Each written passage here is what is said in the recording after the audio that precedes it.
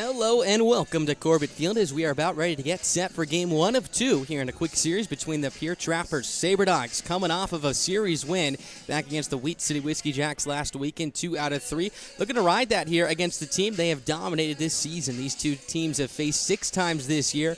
The Sabre Dogs have picked 2 sweeps and are 6-0 against the Trappers this campaign. Trappers coming in with a record of 11-28, 2-8 in the second half, coming off of a series in which they dropped 2 out of 3 to the Sodbusters. Meanwhile, the Sabre Dogs, 27-14, have already solidified their spot into the postseason, are 5-5 in the second half, 1 game back behind the Tommyknockers for first place in the Loose Division here in the second half of the campaign.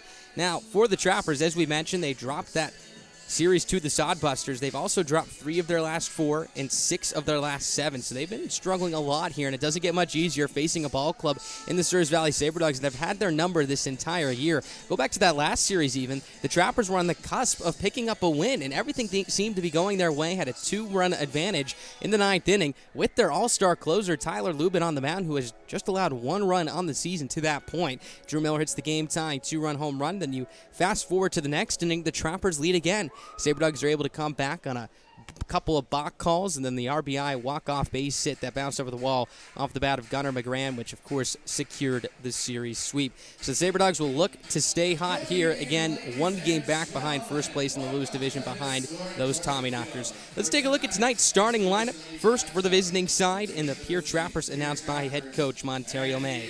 Leading off in right field will be Caden Cardoso, followed by Tyler Skelton, the second baseman. Eric Master, center fielder, will bat third. Joseph Bramani, the first baseman, will clean up. Colin Adams, your third baseman, will bat fifth. Brock Reinhardt, the backstop, hits sixth. Garrett Hill will follow at shortstop, batting seventh. Brendan Perez, who's had the Sabre Dogs number this season, will hit eighth, DHing tonight. And Richard Williams will round up the 9 in left field. On the mound for the Trappers tonight will be left-hander Brent Sundeen. For the Sabre Dogs now, the home side tonight, announced by head coach Alex Mikolos as per usual. Bo Brewer, the DH, will lead it off. First time he's led off this season, followed by Justin Cooper at shortstop. Jordan Williams, a late addition to the lineup, will bat third in right field. Steven Moretto will clean up at third base. Dalton Bowling, your first baseman, will bat fifth. Colin Hannigan, catcher, will bat sixth. Drew Miller will follow in left field, batting seventh. Gunnar McGran, the second baseman, eighth. And Reese Anderson will round out the 9 in center field. On the bump for the Sabre Dogs tonight will be tall left-hander Eric Wallington, who's coming off of his best start of the year. 5 2/3, 4 runs, 2 of them earned, 3 hits, 3 walks, 3 strikeouts. Against a tough offense in the Badlands Big Sticks. That ended up being a 9-2 loss for the Sabre Dogs. But remember, Wallington had tossed 4 shutout and 4 no-hit innings, so he's going to look to carry that into tonight's ball game as well. We're about ready to say play ball here at the ballpark at Corbett Field. Let's take a look at our picks to click tonight. We got Ballard in the booth here in our pregame show. Ballard, as per usual, would start with you. Who's your pick to click tonight in tonight's contest? Sorry about that. I'm going to go with Bo Brewer tonight. Sabre Dogs arguably their best hitter the entire season. You know, he's kind of cooled down over the past few games. I think he's got 1 hit in his last 5 games, but I think tonight he's going to break out in a big way. I'll predict 3 for 4 with 3 RBIs. I like that. Okay, and Bo Brewer hit a screaming line drive down the left field line back in yesterday's ball game for an RBI double. Tonight. Absolutely. Now his 50 RBIs on the year, drove in a couple of runs in that last series against the Whiskey Jacks, in fact. I'm going to go with Gunnar McGran tonight, the second baseman, hitting .364, 4 RBIs. Of course, his last at-bat against the Trappers was that walk-off base hit to right center field. I think he's going to take that momentum and carry it on into tonight's ball game as well, and quietly has put together quality at-bat after quality at-bat, hitting .364 in the 8th spot tonight. You got to imagine that makes Alex Mikolos pretty confident in him so far, and just shows you the deepness and the depth of this starting line for Souris Valley offensively. With that, we're going to take a break. First pitch just about ready to get underway here at Corbett Field. Another gorgeous evening for baseball. Game 1 of 2 here between the Pierre Trappers and Souris Valley Sabre Dogs coming up next. This is Ethan Moore for the Souris Valley Sabre Dogs, reminding you that your favorite ball club is on all social media platforms, including Instagram, Twitter, and Facebook. Number 18, Bo Brewer.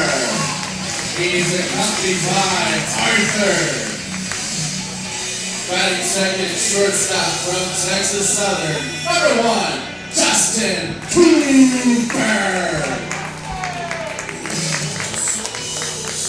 Batting third, right fielder from Minot State University, number 17, Jordan Williams.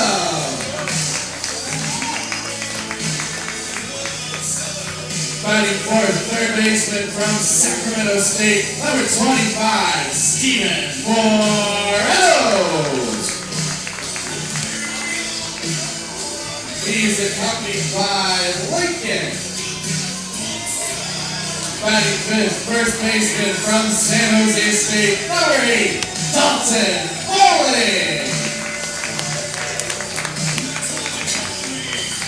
He's accompanied by Nora. Batting sixth, catcher from Rice University, number 23, Colin Hannigan.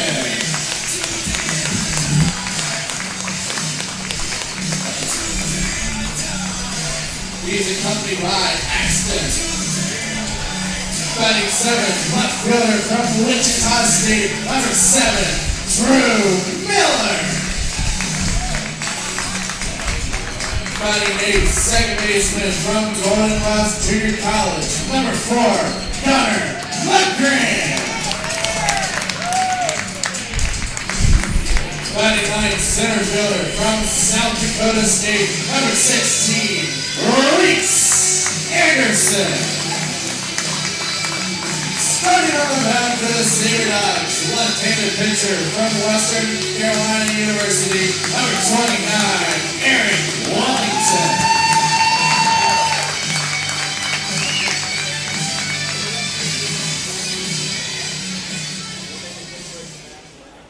Ladies and gentlemen, at this time we ask you to please rise as you're able. Gentlemen, move your hats. In honor of the brave men and women who serve and protect this great nation with the singing of our national anthem. Singing the anthem tonight is Miss Chloe Marie.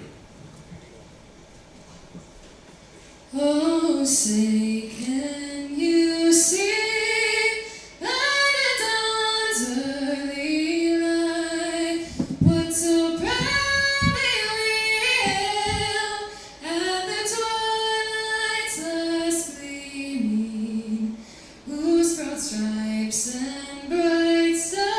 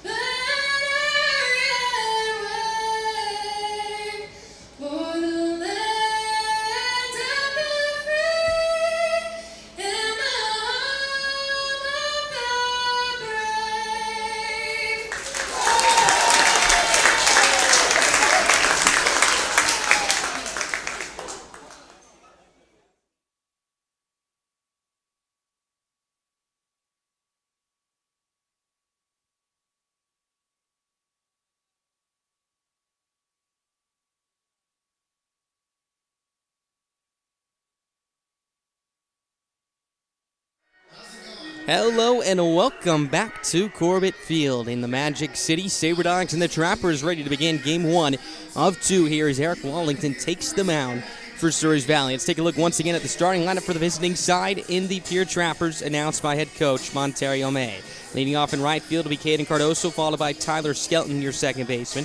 Eric Mask will bat third in center field. Joseph Romani cleaning up at first base. Colin Adams, the third baseman, will hit fifth. Brock Reinhardt right behind him, batting sixth behind the plate. Garrett Hill, your shortstop, will hit seventh. Brendan Perez, the DH, will hit eighth. And Richard Williams will round out the nine. Now time for the Sabre Dogs. Make that the Sabre Dogs pitcher in Eric Wallington tonight. The tall left-hander standing at 6'6" out of Western Carolina University. 1-1 record this year with a 3.48 ERA, 23 strikeouts to just 12 walks and 20 2/3 of innings worked. As we mentioned in the pregame show, was just tremendous against the Big Sticks in his last start on July 6th, 6 days ago. Went 5 2/3, 4 runs, 2 of them earned 3 hits, 3 walks, 3 strikeouts, and again carried a no-hitter all the way into the 5th inning, a shutout as well.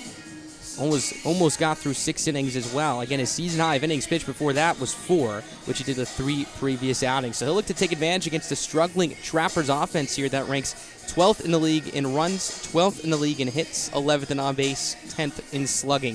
In fact, Wallington actually did face the Trappers once this season. That came back on June 29th here at Corbett Field, an 11-6 victory for the Sabre Dogs. He went 4 innings, 2 runs, both of them earned on 4 hits, 1 walk, and 7 strikeouts. So the tall left-hander throws his final warm-up pitch. We're about ready to say play ball here at Corbett Field as Caden Cardoso will walk around the batter's circle, step into the left-hander's batter's box.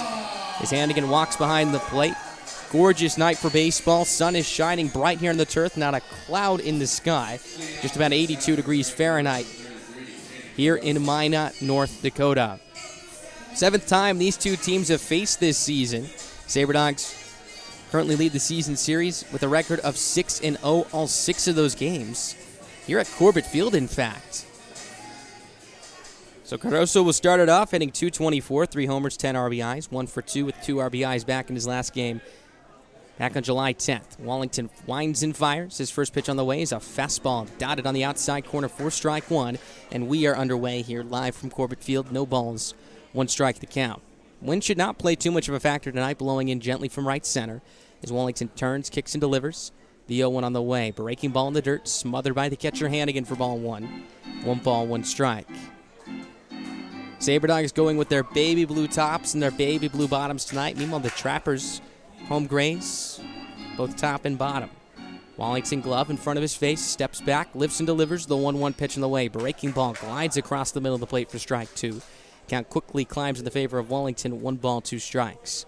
While his last start, talking about Wallington, was his best, in terms of strikeouts, it was actually a season low of 3.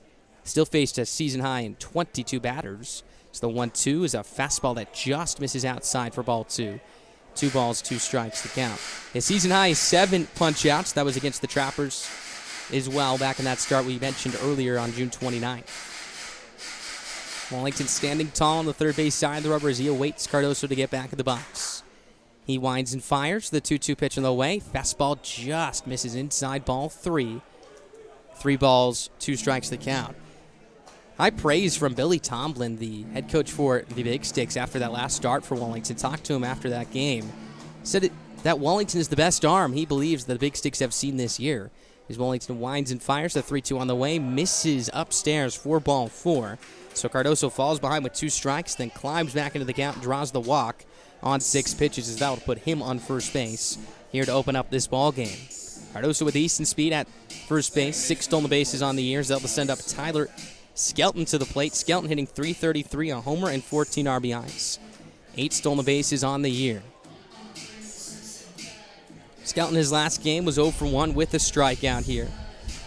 Sabre Dogs have seen him plenty in the last couple of weeks. These two teams now very familiar with each other, in fact. Having seen each other 6 times in the last 2.5 weeks or so. Wallington from the stretch for the first time, kicks and fires. Fastball runs down, away ball 1. 1 ball, no strikes to count. Middle infielders in double play depth. That's shortstop Cooper and second baseman McGran. Wallington from the stretch again. Kicks and delivers the 1-0 on the way. Swing and a miss, strike 1. Count evens up at 1 ball and 1 strike. Let's take a look at the starting defense tonight for the Sabre Dogs. The man behind Wallington. Left to right in the outfield, Drew Miller, Reese Anderson, and Alan Greer. Make that Jordan Williams now in right field. Stephen Moretto at the hot corner at third base. Justin Cooper and Gunnar McGran up the middle. Dalton Bowling at first, and Colin Hannigan behind the dish. Wallington from the stretch again, fires the 1-1. Fastball misses up and away ball 2. 2 balls, 1 strike to count. So the Trappers looking to start something off here, get on the board early. Again, coming in having lost 2 in a row now, 3 of their last 4. Tough series over against the Sodbusters. A doubleheader in between, which they split. So the 2-1 is a fastball that runs outside, ball 3. 3 balls, 1 strike to count. So a hitter's count here for Skelton early on. Eric Mass, the center fielder, on deck. Then Joseph Romani, your cleanup man, at first base this evening. Wallington digs his left foot into the third base side of the rubber, plants with his front as he leans it for the sign. Cardoso takes his lead from first base. Hitter's count here for Skelton. Pitch in the way is a fastball dotted at the knees, strike 2. 3 balls, 2 strikes. Your umpires for tonight, Tony Archino manning the field, Paul Senecase behind home plate. The crew we've seen for the last 3 or 4 days or so here at Corbett Field, so Sabre Dogs very familiar with this crew. Skelton digs back in, back-to-back full counts to open up this outing here for Wallington. Looking to get on the plus side of this one. Payoff pitch in the way, swing and a miss for strike 3. Good fastball popping out of the hand of the lefty in Wallington on the outside corner. That Skelton swung straight through. About a 3/4 hack right there. Looked to be a little bit late on it. As Wallington picks up his first punch out and retires his first batter of the night. 1 down. Here in the top of the first inning as we are just getting underway here live from Corbett Field. So that'll bring up Eric Mass to the plate, the center fielder, hitting .255, a homer and 16 RBIs. Wallington from the stretch, kicks, fires. First pitch on the way is a breaking ball that misses upstairs, ball 1. 1 ball, no strikes. Sabre Dogs dropped last night's contest with the Whiskey Jacks by a final score of 6-3. That's now back-to-back Sunday losses here at home for Souris Valley. A game that they were very close in. We're trailing 4-3 entering the top of the 9th. It's the 1-0 pitch. It's a fastball pinpointed on the outside corner for strike 1. 1 ball, 1 strike to count.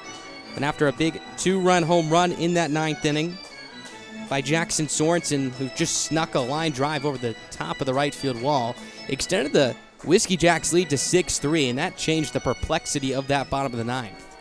Wallington from the stretch, pauses at the belt, kicks and delivers, the 1-1 on the way. Misses, down away, ball 2. 2 balls, 1 strike to count as Mass climbs ahead. Sabre Dogs were able to string along a couple of base runners in that bottom of the 9th inning, set up a second and third spot, brought the tying run to the plate with 2 outs with Alan Greer at the plate, who would fly out to center field to end that ball game. Here's Wallington's 2-1, swinging a soft line drive, left center field. That one's down for a base hit as Drew Miller will play it on a hop. Gets it back into the infield quickly as the shortstop Cooper will pick up the throw. So a single here for Mass. That's the first base knock of the night for the Trappers, as that sets up a first and second spot here with 1 away in the top of the first inning. So the Trappers threatening immediately here. A nice piece of hitting from Bast. The fastball running down and in. Inside out swing, served a slicing line drive into left center field for a base hit. So here comes Joseph Bramani, a big power threat at the plate here, hitting .216, 6 homers, 21 RBIs. Tied for the most home runs in this starting lineup with 6. The man on deck, Colin Adams, also has the same amount as the next pitch is a fastball that misses outside, ball 1. 1 ball, no strikes. Bramani 1 for 4 in his last start here. Wallington looking to induce a ground ball double play to end this inning. Second baseman McGran ranging up the middle, as well as the shortstop and Cooper. Runner on first base at Mask at a 45-degree angle, ready to see what's in front of him with Cardoso taking his lead at second as the next pitch is in the dirt, gets away from the catcher. Hannigan rolls towards the third base dugout. Station to station go the base runners. That's Cardoso in the third, Mast in the second. Second and third spot here now for the Trappers. 2 balls, no strikes to count. Again, Hannigan ranging to his left. Could not get in front of this one quickly. It looked like it maybe hopped off his wrist, hopped high in the air towards that third base dugout. So a base hit likely scores 2 here. Your arms left to right in the outfield. Drew Miller, Reese Anderson, and Jordan Williams. Wallington looking to get out of an early jam. Glove tucked into his hip as he now brings it glove and hands together at the belt. Set from the stretch. The 2-0 is swung and fly to right field, slicing away from Williams. It'll also slice out of play into the home bullpen for strike 1. 2 balls, 1 strike to count. So a lot of work here for Wallington early on. A much different look than his start back about a week ago against the Big Sticks, in which he set down the side in order. 20th pitch of the frame coming up right here. Second and third, 1 down, 2-1 pitch on the way. Misses, down and in, ball 3. 3 balls, 1 strike to count. For Wallington, his last outing, walked 3 batters. His season high for free passes in a game this year was on June 16th against Canyon County here at Corbett Field, where he walked 4. Hitters count here for Romani, 3 balls, 1 strike. Wallington kicks and delivers. His pitch on the way is swung on and fouled straight back off the facing of the netting behind home plate. Strike 2. Count now runs full at 3 balls and 2 strikes. So 3 of the first 4 batters Wallington has faced, he has run a full count on him. In one instance, he walked Cardoso. The other, he struck out Skelton, looking to emulate the result of Skelton right here as he settles at the belt again, takes a deep breath. Payoff pitch in the way, swinging a hard line drive foul to play to the right side. Count will hold at 3 balls and 2 strikes. Wind's starting to pick up a little bit, blowing in from right field, so not going to aid the left-handers tonight. Center fielder and Reese Anderson a couple steps towards left center, but everyone else about straight up. Is Wallington delivers the payoff pitch one more time. Swing and a miss for strike 3. Good breaking ball, trailing towards the back foot of Bramani. He was well out in front for out number 2. Strikeout number 2 of the night for Wallington. Both have been swinging. That's a big out as that holds Mast at second base, Cardoso at third. Now it's likely going to take a base hit or a ball to the backstop to bring around at least one run to score for Pierre. Doesn't get much easier, however. Here comes Colin Adams to the plate now. 272, 6 homers, 16 RBIs on the year. Last start against the Sodbusters went 0 for 4 with the silver sombrero, struck out 3 times. Wallington's first pitch on the way is a fastball swung on and fouled straight back. Strike 1. No balls, 1 strike. So with 2 outs now, infielders playing as far back as they can, increasing their range. Left fielder and Drew Miller also about 20 feet in front of the track in left field. Adams a lot of pop from the right side. Advantage to him with the southpaw and Wallington on the mound. Wallington stares into his catcher and Hannigan going through multiple signs with Mast at second base. The 0-1 misses up and away, ball 1. Count evens up at 1 ball and 1 strike. Still plenty of opportunities here to get to the ballpark at Corbett Field for the remainder of this homestand. Tomorrow, the season series finale, make that against the Trappers. And then one more against the rival Big Sticks on Wednesday. 1-1 pitch in the way. Fastball misses up and away, ball 2. 2 balls, 1 strike. Then the Sabre Dogs will go on a long road trip. Won't return until the beginning of August. So make sure to get your tickets now. Get out to the ballpark. Will be the last time you get to see this ball club here at Corbett Field for about 3 weeks or so. As Wallington peers in for the sign, comes set from the third base side behind 2-1. He kicks and delivers the pitch in the way. Breaking ball bites the inside corner for strike 2. A lot of horizontal break on that one. Count evens up at 2 balls and 2 strikes. So Wallington has already picked up 2 big punch-outs. Would love one more right here. Deuce is running wild. 2 runners on. 2 balls, 2 strikes, 2 outs. Wallington from the stretch. His 2-2 on the way. Fastball misses up and away, ball 3. Another full count. This time to Colin Adams. First base is open. Brock Reinhardt on deck, the catcher. Wallington tucks his glove into his front hip. Comes set quickly here as he settles at the belt one more time. Lifts and fires his payoff pitch in the way. Swinging a bounding ball to short. Cooper charges, plays in the long hop. Shuffles across, throws to first base. That is in time to retire Adams and retire the side as well. Good work from Wallington, able to weave out of a second and third jam here in the top of the first. Still scoreless at Corbett Field as we are just getting underway. Sabre Dogs coming up for the first time tonight when we return.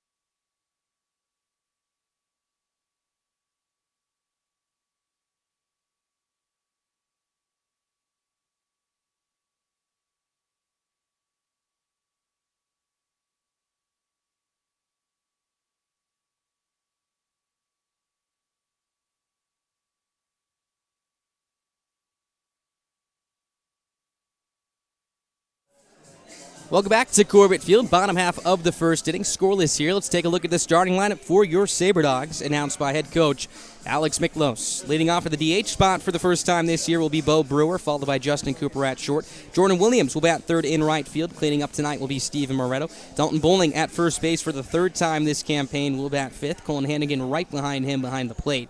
Drew Miller in left field will hit seventh. Gunnar McGran at second base will hit eighth. And Reese Anderson will round out the 9 in center field.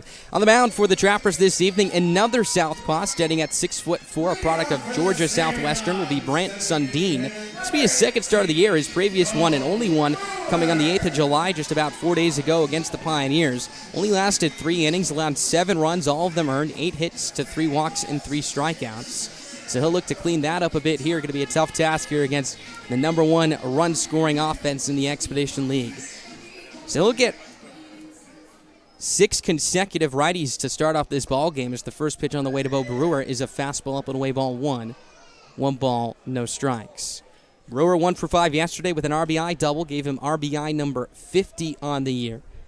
As Sundeen, the tall lefty, turns, kicks, and tosses. His 1-0 pitch on the way. Bites the inside corner for strike 1.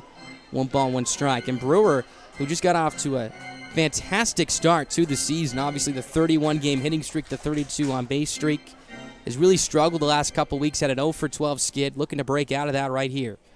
1-1 pitch, a breaking ball, floats over the middle of the plate for strike 2. 1 ball, 2 strikes. And hopefully that double yesterday was a sign of good things to come. One of the hardest balls we've seen him hit in the last couple weeks or so, a screaming line drive down the left field line. Also has caught some tough breaks. If you flash back to Tuesday over in Dickinson, went 0 for 4, stung every ball he hit, as he swings and stings this one to the second baseman, Skelton, who will take a step to his right, make the catch chest high for out number 1. So Brewer lines out to second to open up the bottom of the first inning. That'll bring up the shortstop and Justin Cooper to the plate. Cooper was 1 for 4 with a walk yesterday, and again, walks have been the story of Justin Cooper's ball games the last couple of contests here, particularly against the Whiskey Jacks. If you go back to a couple of nights ago, walked 3 times in 4 plate appearances. On base clip at .533 entering tonight. First pitch, he shows bunt, pulls back, takes a breaking ball in the inside corner for strike 1. No balls, 1 strike. In that Wheat City series, he picked up just 1 hit, but still reached base 6 times. Those 6 make that 7 times, 1 via the hit, 6 via the walk. As the 0-1 is on its way. On the outside corner for strike 2. Count quickly climbs in the favor of Sundeen. No balls, 2 strikes to count. In fact, in just his last 4 games, he's only picked up 1 hit, but his on-base percentage has stayed at .533 that entire time. So the 0-2 pitch is swung on and skied into shallow right center. Cardoso arranging to his right. He'll waltz underneath it to make the running grab towards the infield for out number 2. So 2 up, 2 down here for the Sabre Dogs in this bottom half of the first inning. That'll bring up Jordan Williams, the right fielder, to the plate here. Williams returning from the rib injury back in that Whiskey Jack series. First start on Friday was his first nod since June 19th. Was 1 for 4 with a walk yesterday. Now hitting .380, 3 homers, 17 runs batted in. Sundeen's first pitch misses down and in, ball 1. 1 ball, no strikes. And we talked to him about it a couple days ago on our pregame show, just about how difficult it is to get your timing back. He's already had to deal with that once this year, missed a week of the season earlier. As Sundeen winds and fires, his 1-0 delivery is on its way. Breaking ball, bites the outside corner for strike 1. Count evens up at 1 ball and 1 strike here with 2 down.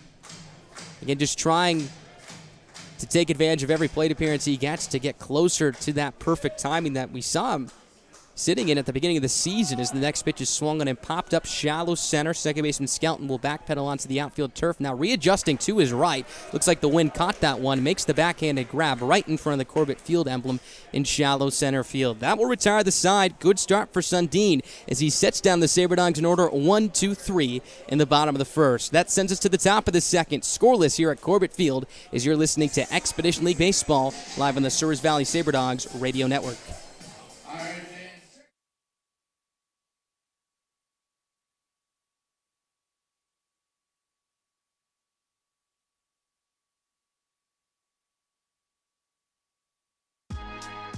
This is Colin Hannigan, a catcher for the Souris Valley Sabre Dogs. Remember, you depend on your vehicle, which is why OK Automotive supplies quality AC Delco parts to keep your vehicle running smoothly.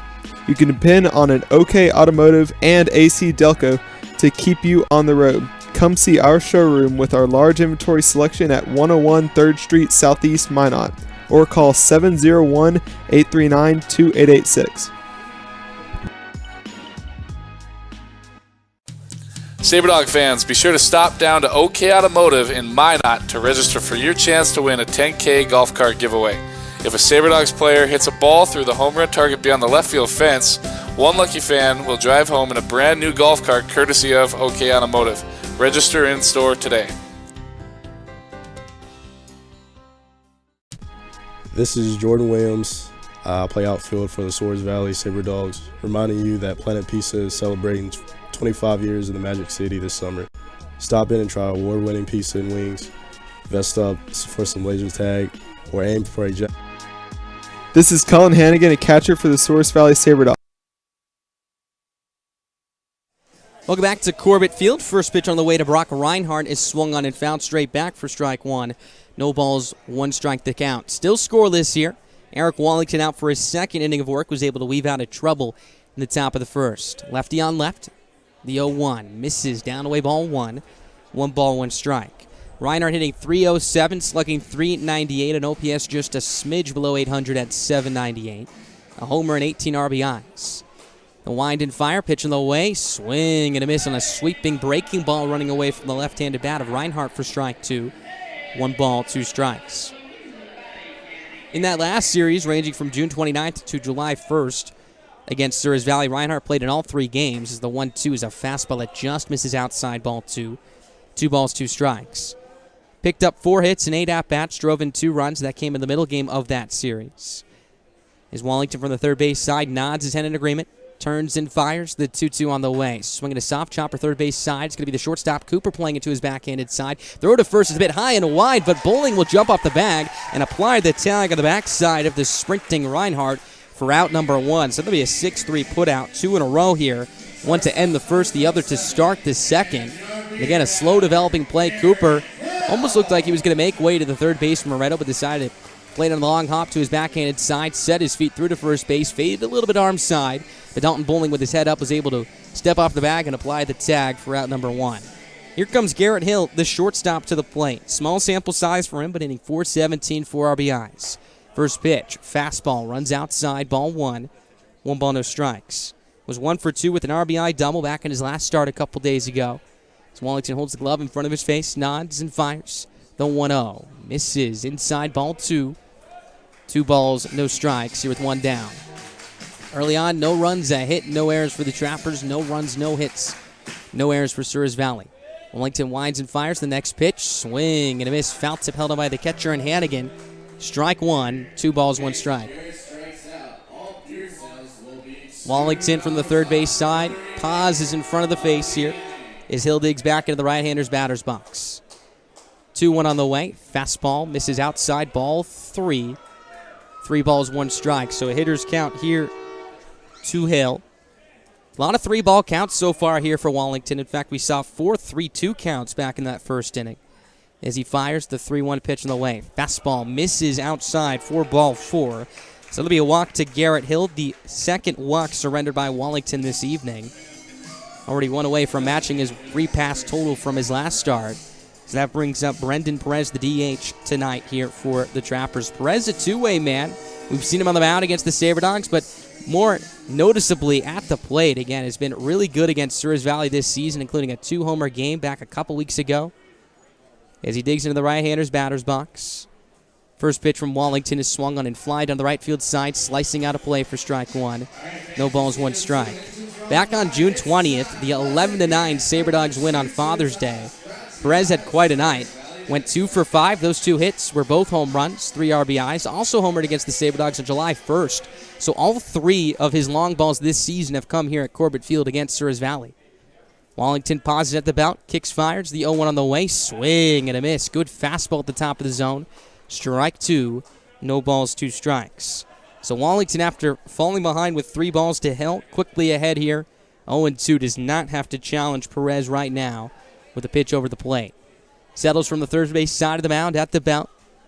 Long hold this time, staring at the runner on first and Hill. His 0-2, fastball just misses outside, maybe a little bit high, ball 1. 1 ball, 2 strikes. And something to keep in mind for Wallington is the pitch count is up there, just over 40 pitches now through an inning and a third.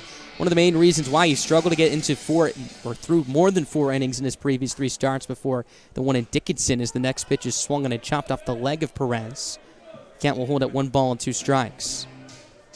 The big difference in that start in Dickinson 6 days ago was his efficiency and his ability to induce early contact. Again, the strikeout numbers have been high in the past, only punched out 3 in that last outing. Avoided 3-ball counts, induced more soft contact in the swing and miss, and that allowed him to get all the way into the 6th inning, deeper than we've seen him into a ball game before.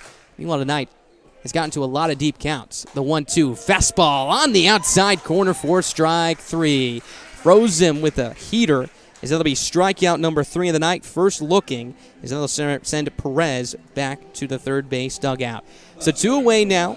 Hill holds at first base. That'll bring up the 9-hole hitter and Richard Williams to the plate here. Looking to string something along here for the Trappers with 2 away, especially with the top of the order in Caden Cardoso on deck. For Williams, SaberDogs saw him once back in the last series. That was on July 1st. Went 1 for 2 with an RBI. Wallington kicks, fires. First pitch is a fastball up and away, ball 1. 1 ball, no strikes. Before that, only saw him once in the previous series, so just twice this year in total. Was 0 for 2 on the 20th as well. Getting the start in left field this evening. Hitting a .184, 9 RBIs. Wallington behind early on, 1 ball, no strikes. Hill takes his lead from first. The 1-0 delivery, swing and a miss, strike 1. Count evens up at 1 ball and 1 strike. Due up for the SaberDogs at the bottom of the second inning will be 4, 5, and 6, Moretto, Bowling, and Hannigan. After Sundeen faced the minimum in the bottom of the first frame. Count even at 1, Wallington from the third base side. Working quickly, next pitch on the way is swung on and fly down the right field line. Williams on his horse, ranging towards his left. This will get out of play. As it hops off the track, rolls towards the corner for strike 2. Count now moves to 1 ball and 2 strikes. Here with 2 down. So Wallington looking for another K, has 3 on the night. Ended the last inning inducing a ground ball out to the shortstop and Cooper. A lot of his strikeouts so far early on have come on the heater, but he flashed a good breaking ball as well. Has command both sides of the plate with it. So the 1-2 is swung on and lined down the right field side and foul into the parking lot. Count holds at 1 ball and 2 strikes. And an emergency hack there from Williams. Fastball running away from him. Almost took it out of the glove of Colin Hannigan right there as he had a screamer over the first base dugout and out of play. Scoreless, top of the second, 1-2 on the way. Swinging a ground ball to short. Cooper ranges to his right, gobbles it up, flips to the second baseman of McGran covering for the 6-4 fielder's choice. That'll do it for the top of the second inning. Wallington faces 4 batters and hangs another 0 on the board. That sends us to the bottom of the second. 4, 5, and 6 due up for Souris Valley when we come back. You're listening to Expedition League Baseball live on the Souris Valley SaberDogs Radio Network.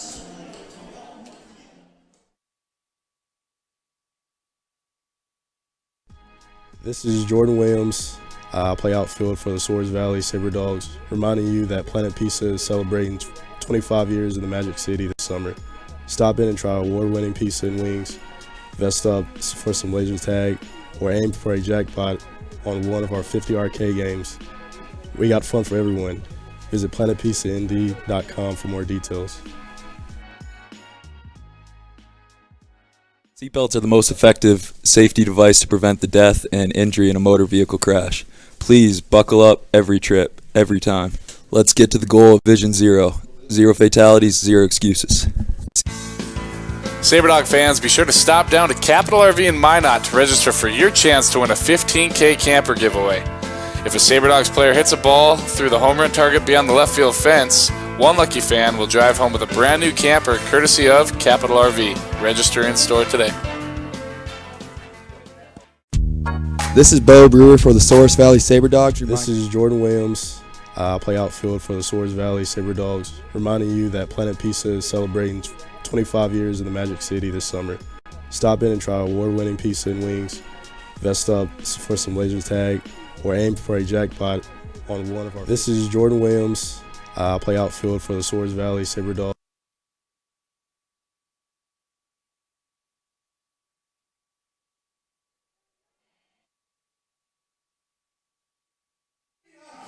Bottom half of the second inning, still scoreless here at Corbett Field. It's going to be 4, 5, and 6 due up against Sundeen, who is very efficient through his first inning of work. Set down the side in order on 9 pitches. So here's Steven Moretto, 1 for 3 with an RBI back in his last start. Digs into the right-hander's batter's box.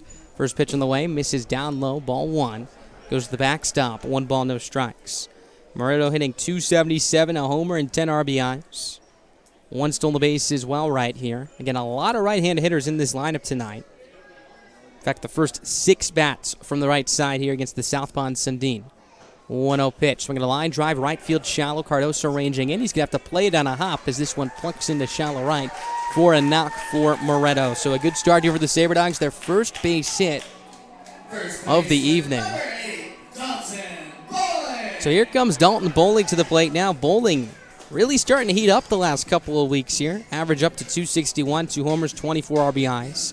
1 for 3 yesterday with an RBI. That was a double down the right field line all the way back in the first inning of that contest. So the powerful right-hander digs into the box here. Already has a duck on the pond in Moretto at first base. Lefty on right again. Sundeen from the stretch. Pauses at the belt. Kicks and delivers. First pitch is swung on and looped foul off to the right side. Strike 1. No balls, 1 strike.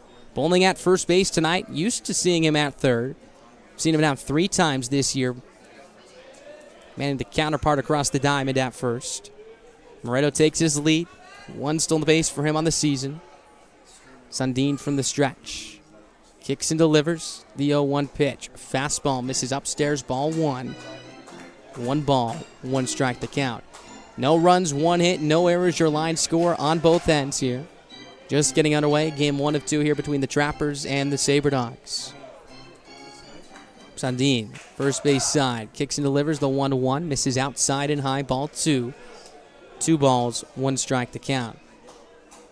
Bowling steps out of the box. Gets his sign from third base coach and Alex Miklos. Now digs back in the box. Taps it twice. Holds his bat high in the air parallel to the pitcher and Sundeen.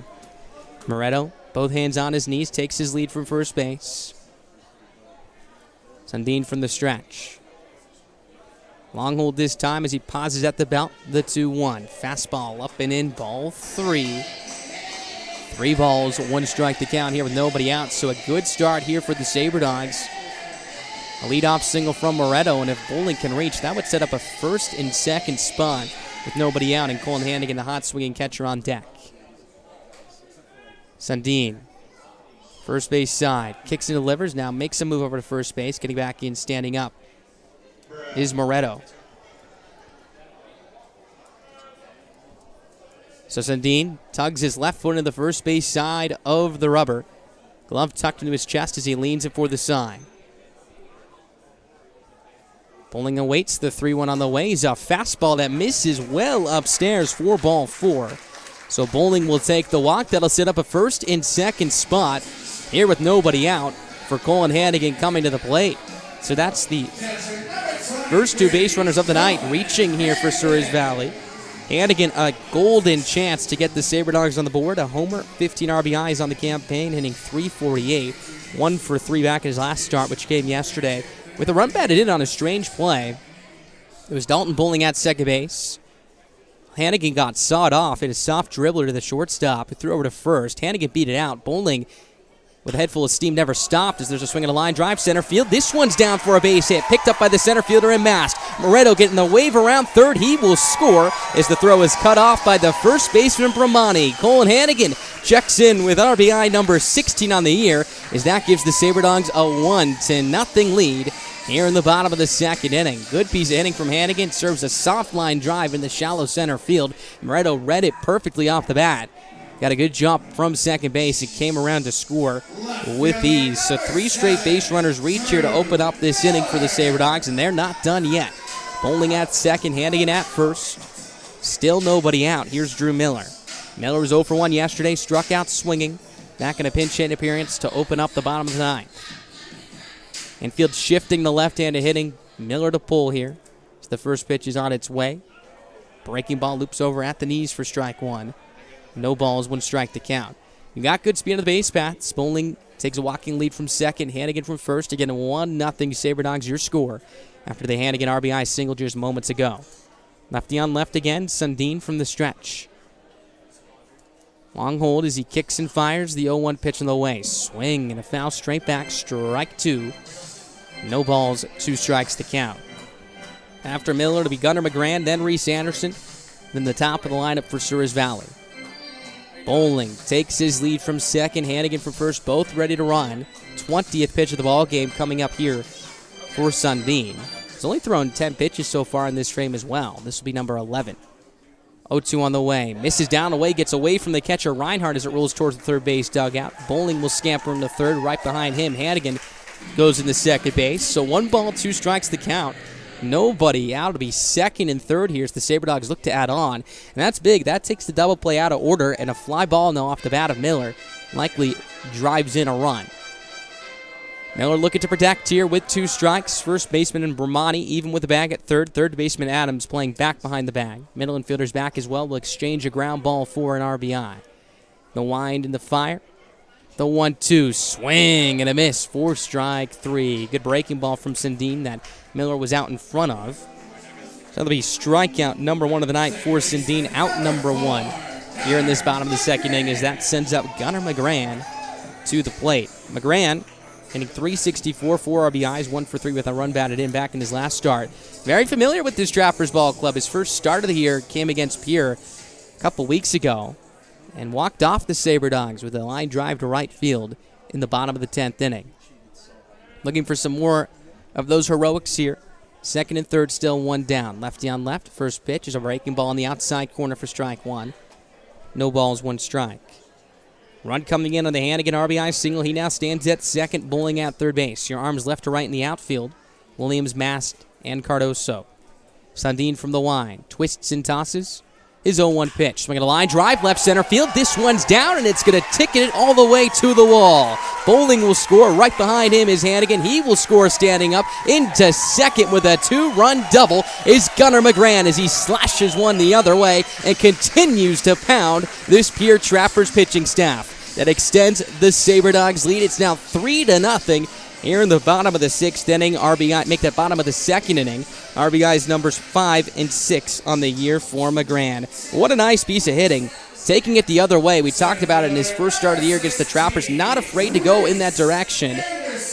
And this just wasn't a ground ball to beat the ship. This was a screaming liner on a frozen rope into the gap that rolled all the way to the wall to bring around 2 runs to score.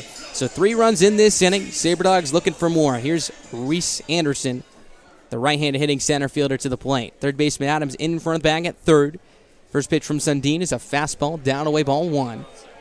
1 ball, no strikes to count.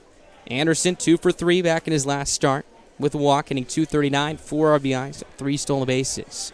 McGran takes his lead from second base, has good speed, 3-0 Souris Valley, your score 1 down, bottom of the 2nd.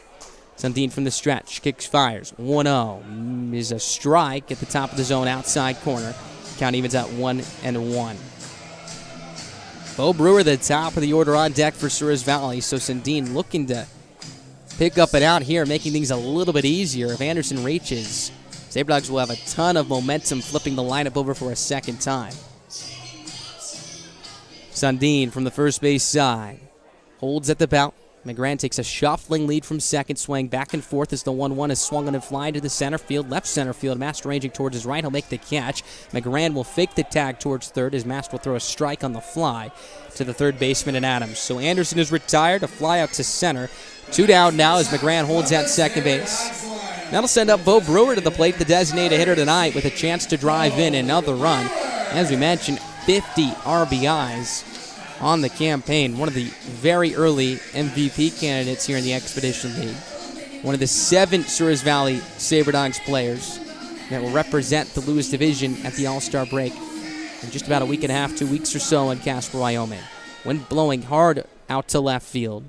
The first pitch is swung on, hit high in the air out to left center field. Williams, the left fielder, ranging towards his left, and the left center field alley will sit underneath it to make the grab, as that will retire the side. But not before the Sabre Dogs send 7 to the plate, bring around 3 runs to score on the RBI single from Colin Hannigan and the 2-run double from Gunnar McGran. That sends us to the top of the 3rd.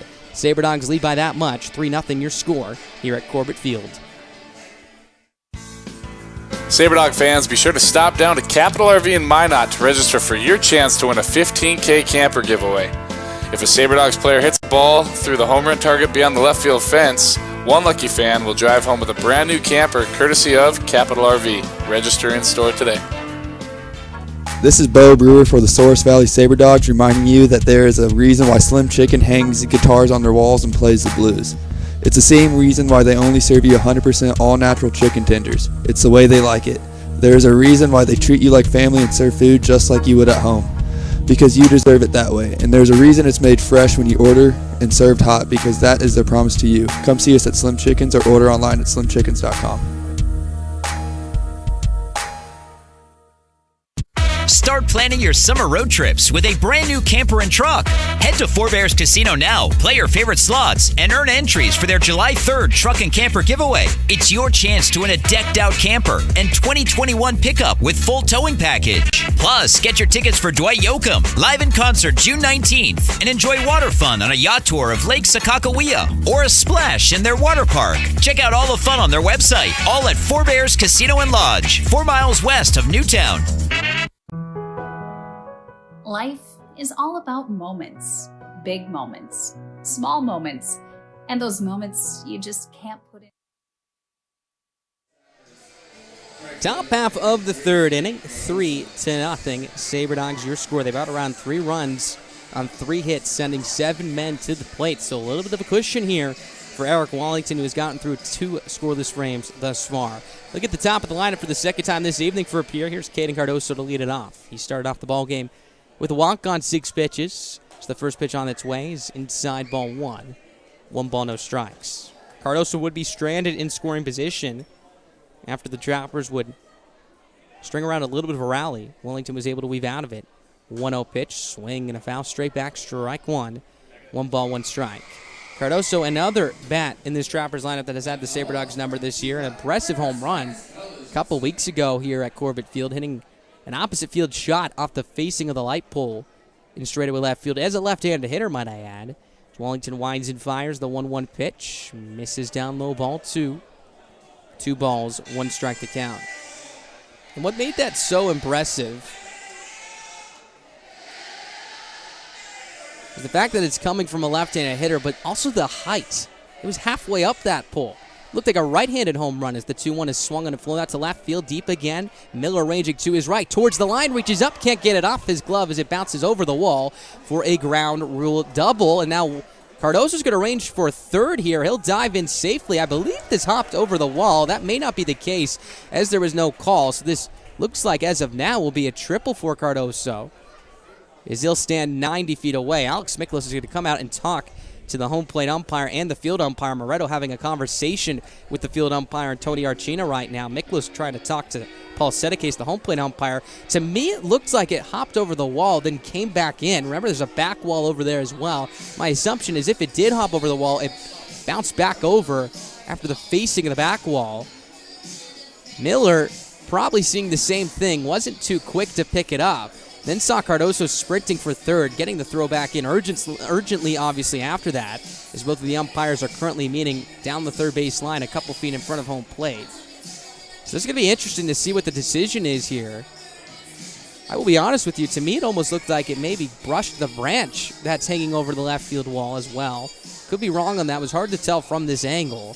But this is a big play. It's the difference between a leadoff runner on second and on third after the Sabre Dogs brought around 3 runs to score in the bottom of the second inning. So Moretto's currently pointing towards second base, saying that Cardoso should go back, and they are going to keep him at third base. So they're going to mark that a triple to Caden Cardoso. The other way, we just talked about his opposite field pop. Well, he flashed it here in this top of the third inning once again here. So he'll stand at third, representing what would be the first run of the evening for Souris Valley, make that for Pierre. Tyler Skelton, the second baseman, will step to the plate. He's 0 for 1, struck out swinging. Back in the first inning. Infield will play back. We'll exchange a ground ball out for a run here. Lefty on right. Wallington's first pitch is swung on and fouled to the glove of the catcher and Hannigan for strike 1. No balls, 1 strike. Wallington has done a good job tonight getting out of trouble. This is his toughest task. As we sit with the runner at third, nobody out in the top of the third inning. No runs, 2 hits, no errors for Pierre. 3 runs, 3 hits, no errors for Souris Valley. Wallington from the belt, kicks and fires the 0-1, swinging a soft looper, foul straight back, strike 2. Count moves in the favor of Wallington, no balls and 2 strikes. So Wallington could use a pop out, a strikeout, Potentially a hard ground ball to one of the corner infielders if the runner on third in Cardoso isn't going on contact. Just trying to do whatever he can to hold Cardoso 90 feet away. The 0-2 on the way. Fastball up and away, ball one. 1 ball, 2 strikes to count. For the Sabre Dogs at the bottom of the third inning, they'll send up 2, 3, and 4. Cooper, Williams, and Moretto. Wallington pauses at the belt. Here's the 1-2 on the way. Breaking ball bites the outside corner for strike 3. Fantastic backdoor pitch. No chance for Skelton to do anything with that one. So that'll be strikeout number 4 of the night. Second looking for Wallington. Again, a breaking ball that started inside the left-hander's batter's box. Then quickly drifted back towards that outside corner. Set a case rung up Skelton, who's now struck out twice tonight. So 1 down now. Just with the doctor order, that brings up Eric Mast, who singled to left center his last time up. First pitch, swing and a miss. Good sweeping slider from the lefty in Wallington. No balls, 1 strike to count. Infield once again playing back, outfield straight up. Your arms left to right, Miller, Anderson, and Williams. Wallington peers in for the sign as Mast digs back in. He has 16 runs batted in on the year. Cardoso takes a walking lead from third. The 0-1 misses down away, ball 1. Good stop from Hannigan on a breaking ball running away from him. Count now equalizes at 1-1. 60th pitch of the night coming up for Wallington here. Looking to get through this third inning with a little bit more of a quicker pace. Pauses at the belt, kicks and delivers the 1-1. Inside, that looks like it ran in and hit the hand of Mast. No, they're going to say that's the knob of his bat. So the Sabre Dogs will catch a break. Again, that fastball from Wallington has some arm side run on it, which was the case here as it ran in towards the bat of Mast, who looked to maybe start his swing, which exposed that knob. And then pulled back, knocked off the knob, and ruled foul on the third base side. So that'll be strike 2. 1 ball, 2 strikes here with 1 down. Cardoso takes his lead from third. The 1-2, breaking ball, just misses inside, ball 2. 2 balls, 2 strikes. I like that idea right there. You get him with a fastball running inside, then you flip it, tunneling a breaking ball, starting in at him, running opposite back towards the inside corner. We'll see what him and Hannigan come up with right here. So the 2-2 is on its way. Fastball runs too far inside this time, as it looks like it hits the front right elbow of the left-handed hitting Mast, who will jog over towards first base. So a hit-by pitch from Wallington. That'll set up a first and third spot here with 1 down. That brings up Joseph Bramani to the plate. Bramani 0 for 1, struck out swinging back in the first inning. But Wallington, well, of course, you never want to hit a batter. There's one positive that does put the double play in order. That would retire the side. Wallington steps off the mound now, takes a deep breath, looking to reset. Game 1 of 2 here between the Sabre Dogs and the Pierre Trappers. Sabre Dogs have won all 6 games against Pierre this season, looking to make it 7 in a row against this Trappers ball club. First pitch, misses outside, ball 1. 1 ball, no strikes. Colin Adams, the third baseman on deck, arguably the 2 most threatening bats in this lineup at the plate here. Adams and Bramani combining for 12 home runs on the campaign.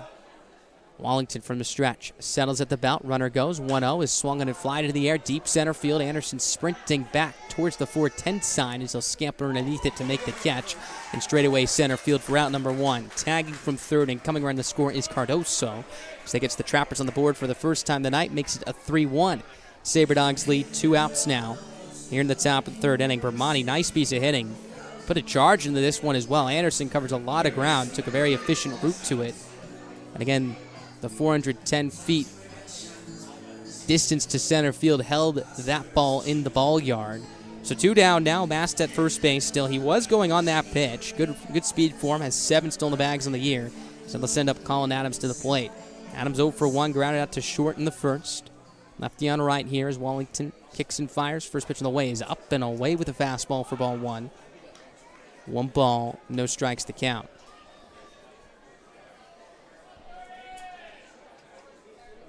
Wallington, a long look into Hannigan.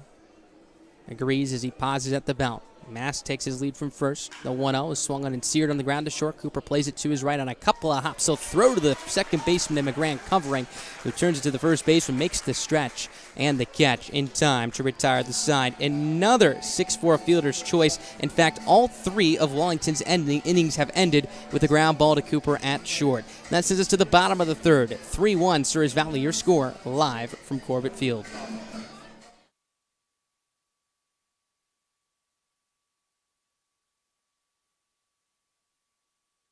Start planning your summer road trips with a brand new camper and truck. Head to Four Bears Casino now, play your favorite slots, and earn entries for their July 3rd truck and camper giveaway. It's your chance to win a decked out camper and 2021 pickup with full towing package. Plus, get your tickets for Dwight Yoakam live in concert June 19th and enjoy water fun on a yacht tour of Lake Sakakawea or a splash in their water park. Check out all the fun on their website, all at Four Bears Casino and Lodge, 4 miles west of Newtown. Life is all about moments. Big moments, small moments, and those moments you just can't put into words. It's how we at First International Bank and Trust live first and have been for more than 110 years. One customer, one family, one moment at a time. First International Bank and Trust. Live first. Member FDIC, Equal Housing Lender. SaberDog fans, be sure to stop by Corbett Field on Friday, July 2nd to see the boys in their Friday night whites as they take on the reigning Expedition League champion Fremont Moo. Souris River Brewing Company will be giving away a free pint glass to the first 500 fans to enter the ballpark. Make sure to arrive early as gates open at 6:05 with first pitch slated for 7:05.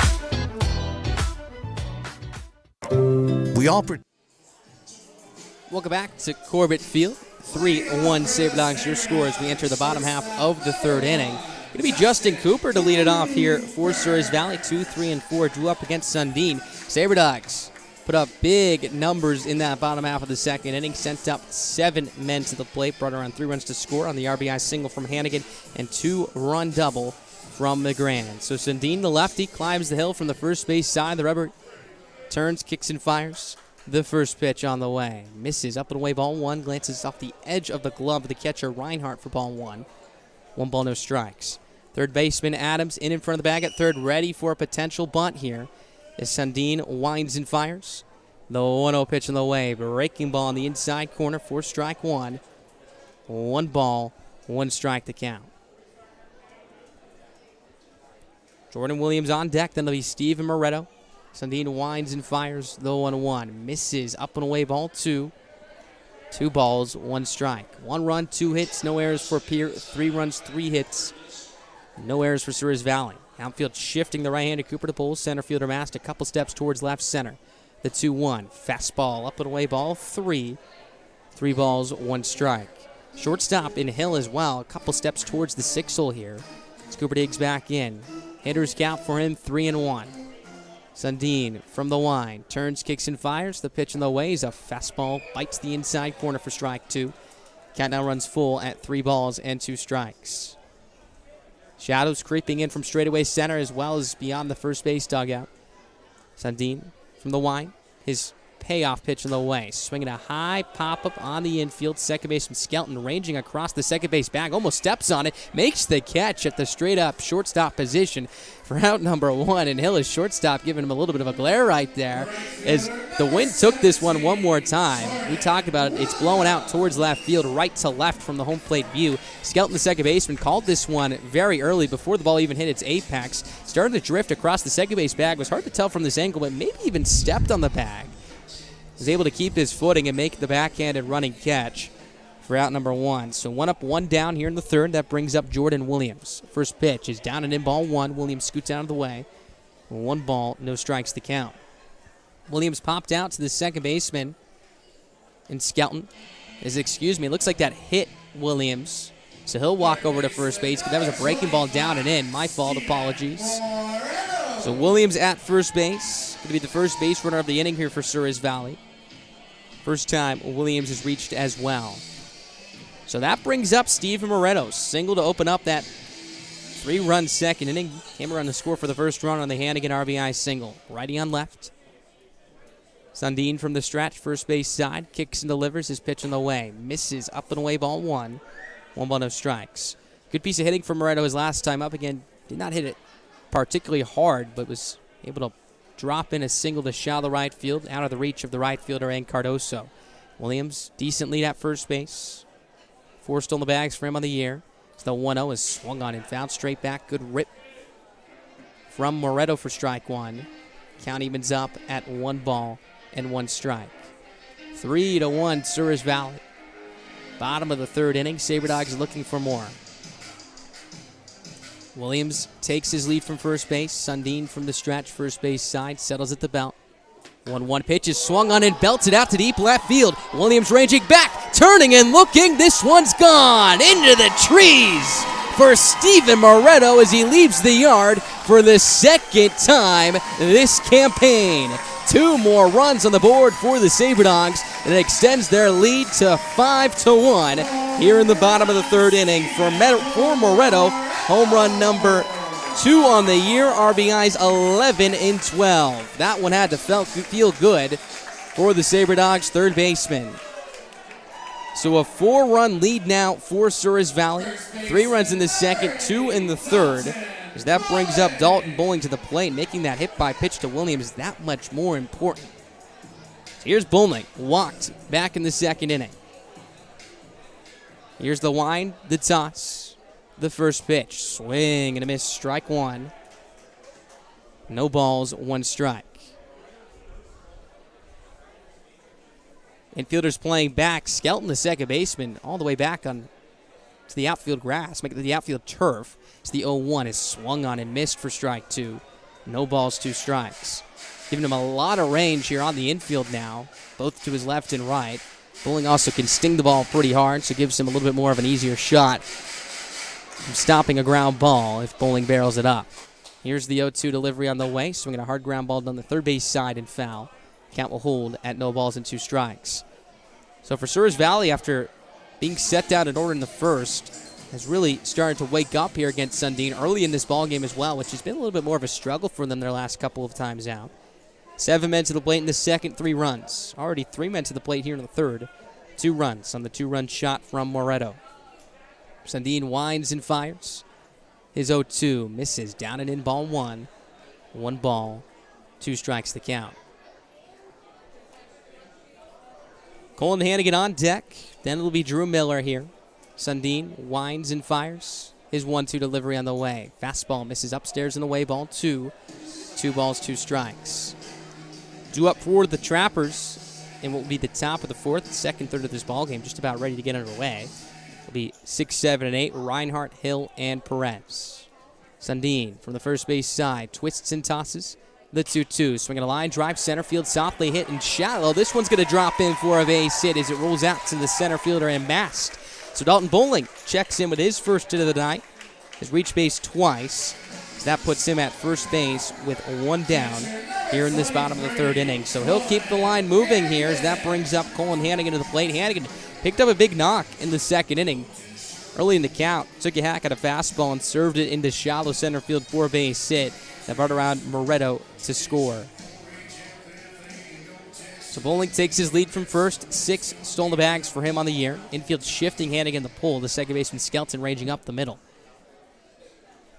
Sundeen from the stretch. His first pitch is swung on and grounded to short. Hill charges, picks it up, throws to second for 1. The relay to first base from Skelton's not in time and well wide. Hannigan, who hustles down the first base line, will beat it out. So that'll be a 6-4 fielder's choice. So it eliminates Bowling at second base. So 2 down now as that brings up Drew Miller to the plate. Miller 0 for 1, struck out swinging back in the 2nd inning. Nice play by Hill to stick with that one. Again, a soft chopper off the fists of Hannigan. A lot of times we see the shortstops give up on the play at second and just go with the easy out at first, but was able to throw across his body as he ran past the depth of second base. Just the first pitch on the way is down low, ball 1. 1 ball, no strikes. By the time Skelton, the second baseman covering the bag, picked up the ball, Hannigan was already about 80% down the first base line. Sundeen peers it for the side from the first base side. Miller ahead at 1 ball and no strikes. Sundeen kicks and fires. Pitch on the way is a breaking ball that misses upstairs. Ball 2. 2 balls, no strikes. So a run, 2 hits, no errors for Pierre. 5 runs, 5 hits. No errors for Souris Valley. Hannigan takes his lead from first. Lefty on left.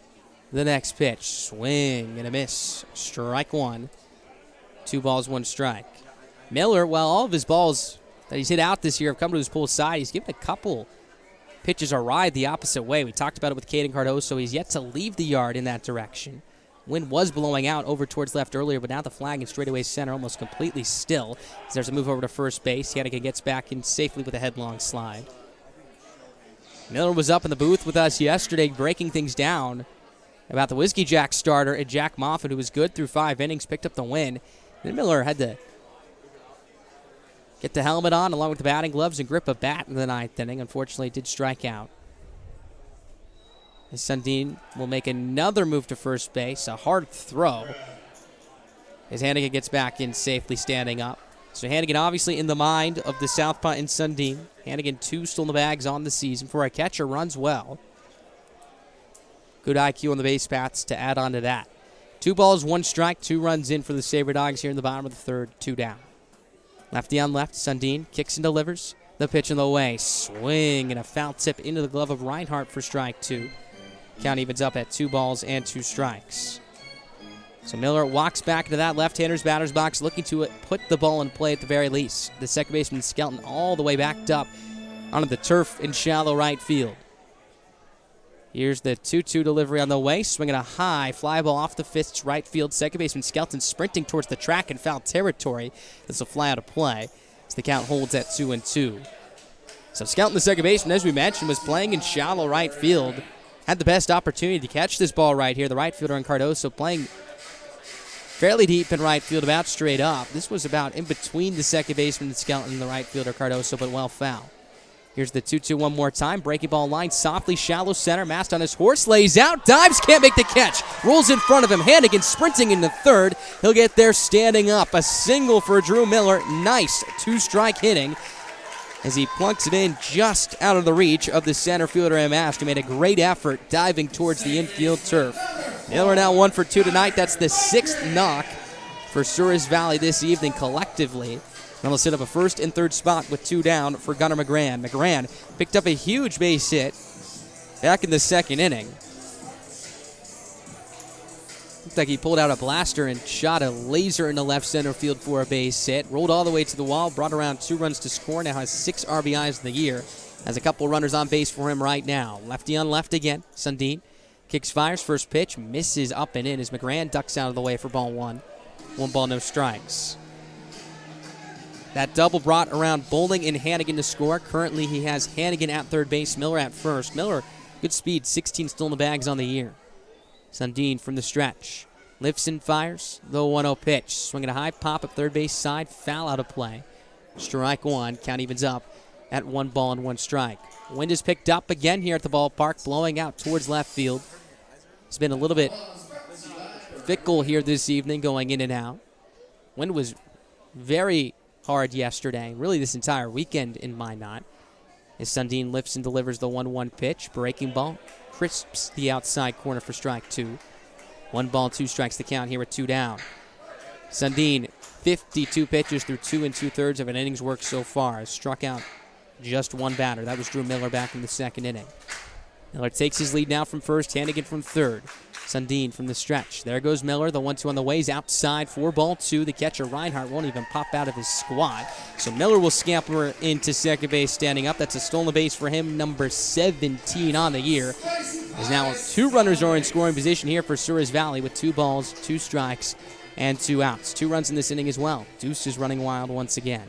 Sundeen from the stretch takes a deep breath, sets and fires the 2-2. Swing and a soft looper down the left side and foul. Count will hold it 2 balls and 2 strikes. Nice piece of hitting from McGran right there with 2 strikes. Looks like he just took a tennis racket and slapped it the other way. Almost didn't even complete his swing. Looked like when he made contact, his top hand slipped off, just trying to spoil it foul. Another breaking pitch running outside. Here's the 2-2 one more time. Another pitch slapped foul the other way. Almost straight back off the netting behind home plate as well. Count will hold at 2-2 here, so really good approach here from McGran. Looking to get rewarded with a heater over the heart of the plate that he can drive.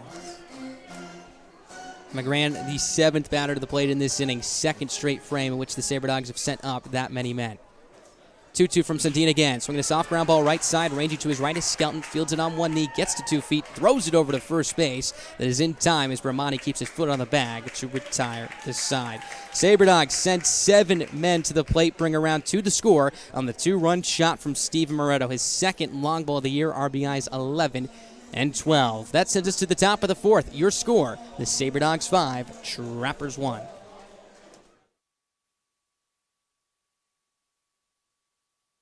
Start planning your summer road trips with a brand new camper and truck. Head to Forebears Casino now, play your favorite slots, and earn entries for their July 3rd truck and camper giveaway. It's your chance to win a decked-out camper and 2021 pickup with full towing package. Plus, get your tickets for Dwight Yoakam, live in concert June 19th, and enjoy water fun on a yacht tour of Lake Sakakawea or a splash in their water park. Start planning your summer road trips with a brand new camper and truck. Head to Forebears Casino now, play your favorite slots, and earn entries for their July 3rd truck and camper giveaway. It's your chance to win a decked-out camper and 2021 pickup with full towing package. Plus, get your tickets for Dwight Yoakam, live in concert June 19th, and enjoy water fun on a yacht tour of Lake Sakakawea or a splash in their water park. Check out all the fun on their website, all at Forebears Casino and Lodge, 4 miles west of Newtown. Life is all about moments. Big moments, small moments, and those moments you just can't put into words. It's how we at First International Bank and Trust live first and have been for more than 110 years. One customer, one family, one moment at a time. First International Bank and Trust. Live first. Member FDIC, Equal Housing Lender.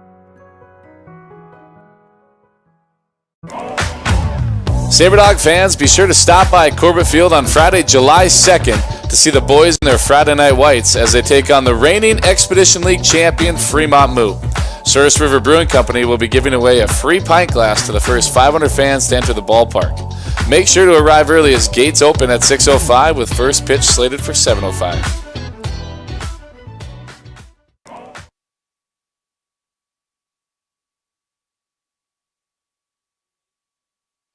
Welcome back to Corbett Field, top half of the 4th inning. 5-1 Sabre Dogs your score. Eric Wallington out for another inning of work as the first pitch is on its way. Swinging a foul up to the left side off the bat of Reinhardt for strike 1. No balls, 1 strike. Yesterday we were joined by Drew Miller and Steven Moretto. Now we're joined by Caden Morrow, who a couple of nights ago tossed a gem. 6 innings, picked up the win.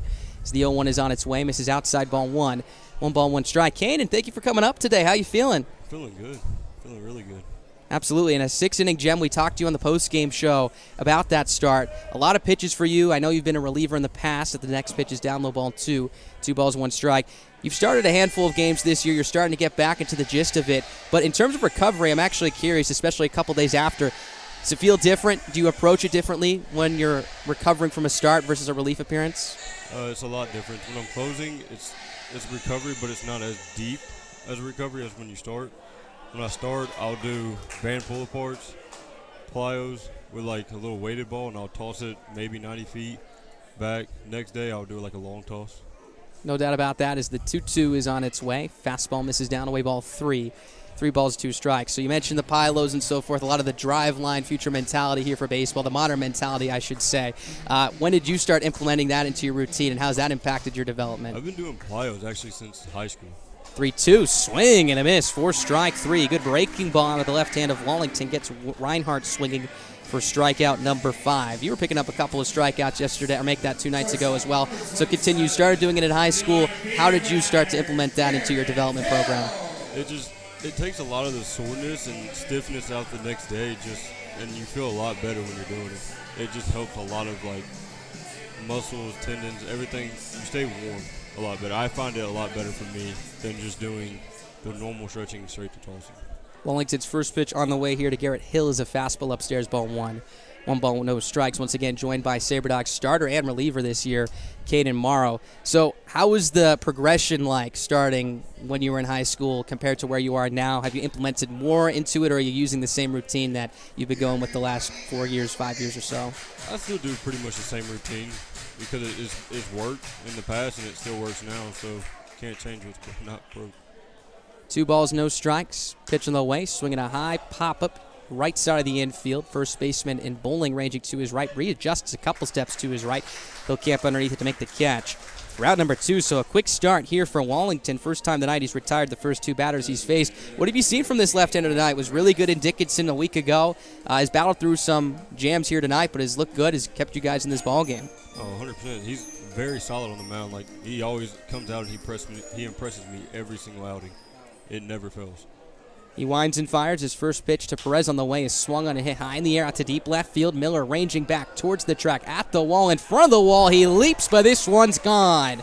A home run for Brendan Perez. His 4th of the season. All 4 have come here at Corbett Field against the Sabre Dogs, as that cuts the Sabre Dogs lead to 3. It's now 5-2 in the top of the 4th inning. And the wind blowing out towards straightaway left field absolutely had to impact the flight of that ball a little bit, but Perez will take it. 19th RBI of the year as well. So a tough break for Wallington right here, but looking to bounce back and get through this 4th inning and send the bats up for the bottom of the 4th. Now, I want to talk about your season so far, because I feel like you've been in plenty of different roles so far. You've been placed into a lot of, I don't want to speak for you, not uncomfortable situations, I should say, but out of your comfort zone maybe is a better way to phrase it.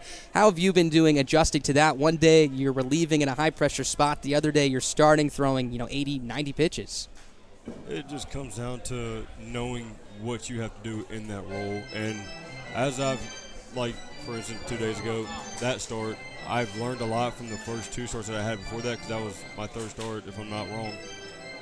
But it just comes down to just learning the different way of pitching, understanding how to pitch and when to pitch and what pitches to throw in certain ways as a starter versus a closer. Closer, you can still mix it up, but you don't have to as much, because it's really it's your 1 inning that you're throwing most of the time.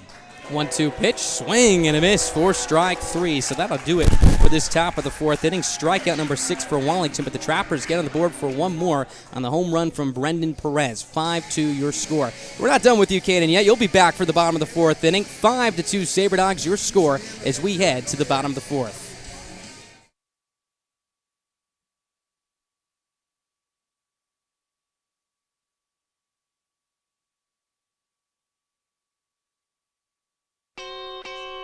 Hey Sabre Dog fans, fun is continuing down at Corbett Field. Make your way to the field to watch the Dogs play the Pierre Trappers Tuesday, June 29th at 7:05. Participate in Dollar Dog Night. We know you cannot beat this deal with Dollar Dogs and watching your favorite ball club. Nothing is better. So see you there, fans. Corbett Field, 7:05. Dollar hot dogs on June 29th. I was only buzzed. I was fine. There are all kinds of excuses people make for driving impaired. It was a prescription. I had to take it. Just a joint. It was just 1 or 2. I don't know. I swear, I was fine. Nobody should get seriously hurt or die because of an impaired driver. And no excuse can bring them back. Always drive sober or find a sober ride. Buzz driving is drunk driving. Brought to you by the North Dakota Department of Transportation through Vision Zero. Did you know most motor vehicle crash fatalities could be prevented by wearing a seatbelt? Make sure in your vehicle... Hey, Sabre. Welcome back to Corbett Field. 5-2 Sabre Dogs, your score as we enter the bottom of the 4th inning. We're still joined by Kanan Morrow. A quick inning right there. We had to keep you at least for another half, maybe a little bit more here tonight as well. We were talking about this in that half-inning break.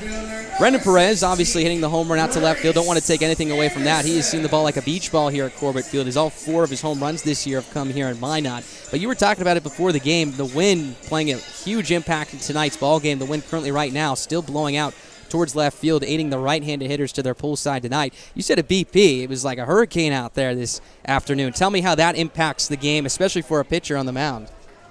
The wind, when it's blowing like this, it's kind of, as a pitcher, it's like nerve-wracking, but it's not. It's just, say that batter barely makes contact and he just gets the right angle up in the air off the bat, it can just go over easy.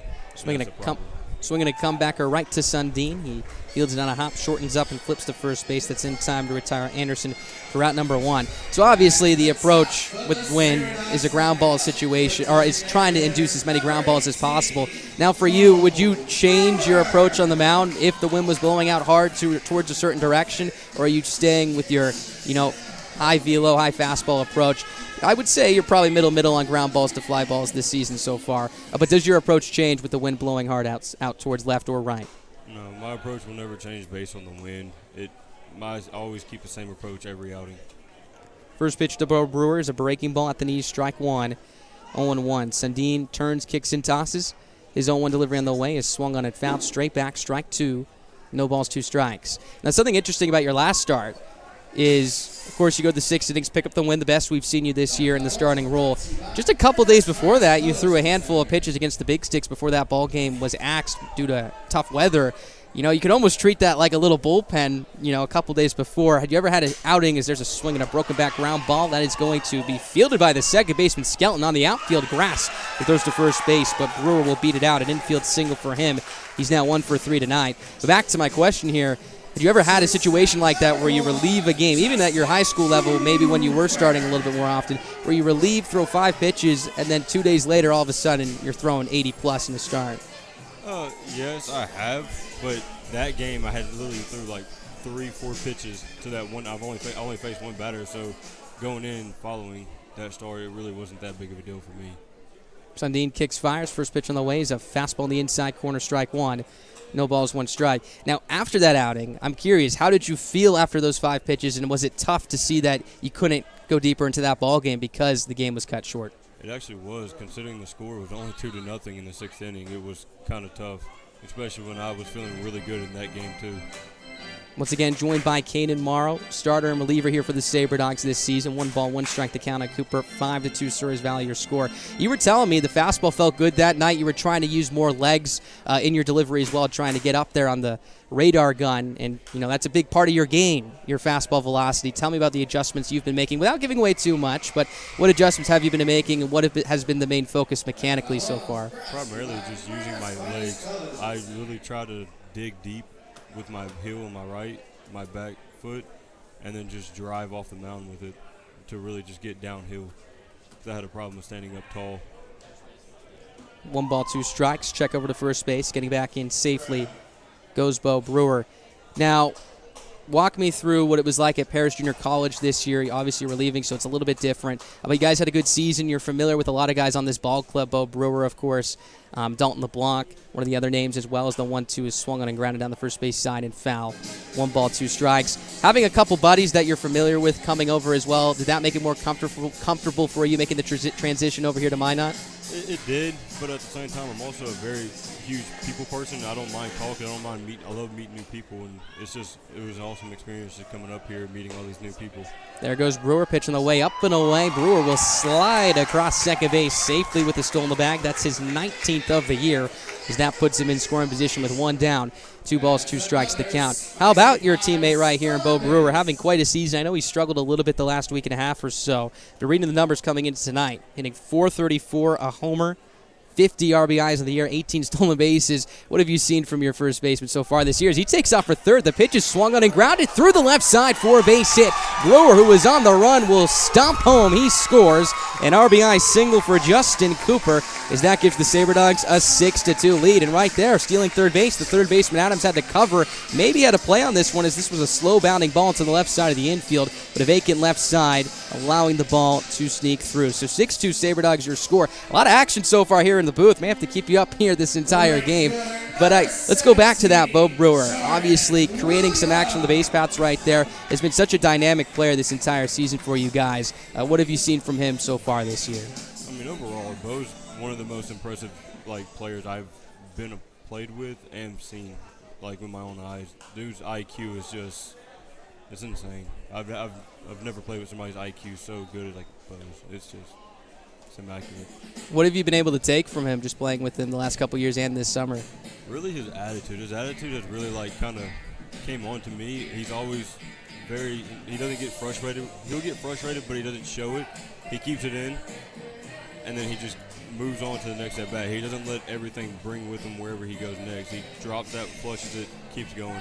And that's what I like about Bo. He continues to bring whatever happened, whatever results. He just flushes it next at bat. And I mean, you all seen it, what he's doing. He continues to do what he does. No doubt about it. An early MVP candidate here for for the 2021 EL season. 0-1 the count on Williams. Pitch on the way. Runner goes. Swing and a foul. Straight back. Strike 2. No balls, 2 strikes. Now, Home Run Derby's going on tonight here in Major League Baseball. And pitchers have been pretty good for the Sabre Dogs offensively this year. Of course, the one highlight, Jaden Beck and his home run out to left center field over in Fremont a couple weeks ago. I want you to tell me if there was a home run derby between every, we can't use Breedwell, we can't use Suval because those guys have hit in the past in their college careers. But out of all the pitcher onlys, as the next pitch is swung on and missed for strike 3, that'll be out number 2. Out of all the pitcher onlys on the roster here, who's winning a home run derby between you guys? I can't include myself either. No, you can't. Well, no, we can put you in there. Do you think you're winning? Well, no, I can't.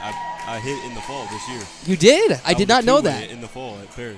Okay. So I can't include myself because I have hit in the past. Okay. But well, if I had to pick, were you in like a starting role offensively, or was it just a couple of pinch hit appearances? No, we did like inter squad, so we played each other, and I started almost every game. Really? Okay. All right. So we can't include you. But I'm choosing Jaden Beck. You're choosing Jaden Beck. All right. That's the easy answer, of course. Let's get a little bit more creative here. Who's next? Who? I know pitchers take BP, and I'm sure you've watched. Who has a good swing over here? I would probably the next one. I'd probably have to go with swinging a hard ground ball to the third base line. Diving stop by Adams. Wow. Rolls to his right, so there'll be an infield single for Steve Moretto. His third hit of the night. He's now 3 for 3. First and second with 2 down. Kyle Bratzett, you were going to say? I got to go with Kyle. He's got a really nice swing. I mean, he hit in high school. And, I mean, I've seen him hit. I saw some of the videos he hit in high school. The dude's got a really good swing. He's got some pop behind the bat. All right, I like it. So first and second, 2 outs now, 1 run in, 6-2. Sabre Dogs your score. They've brought in a run in each of the last 3 innings. They now lead by 4. So that brings up Dalton Bowling to the plate. He's 1 for 1. Sundeen from the first base side pauses at the belt. Kicks and fires. First pitch on the way is a breaking ball, swinging a foul, straight back, strike 1. No balls, 1 strike. So have you talked to Miklos about a potential plate appearance this year? You get up by 15, you get up by 20. Are you ready to take a hack this year? I have asked multiple times to get one. I have yet to get one. You have yet to get one. Has he at least seen you swing the bat, though? Yeah, he's seen me. I've taken BP a few times here. No balls, 1 strike, the count. Sundeen settles at the bout. Kicks, fires. The 0-1 on the way. He's at the top of the zone, strike 2. No balls, 2 strikes. Have you left the yard yet in BP yet? No. Actually, no. I've hit the wall, but you've hit the wall. All right. What part of the field?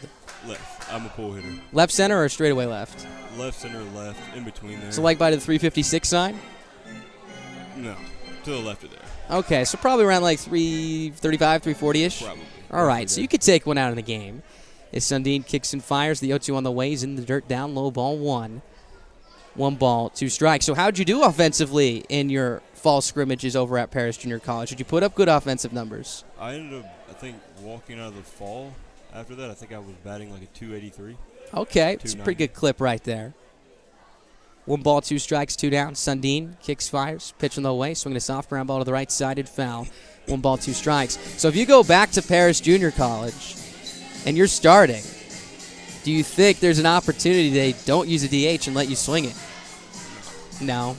Just because it's been so long since I've actually seen a pitcher live in the box, and I'd honestly at this point would prefer just a pitch. No doubt about that. We'll see if you get an at-bat at some point this year as runners go. 1-2, swinging a high fly ball, left center field, masked on his horse, raging back towards the track, looking up, this one's gone! 3-run home run for Dalton Bowling as he hits the jet stream out in left center field as he continues to swing it well here at Corbett Field. And there's the Fernando Tatis move over at third base.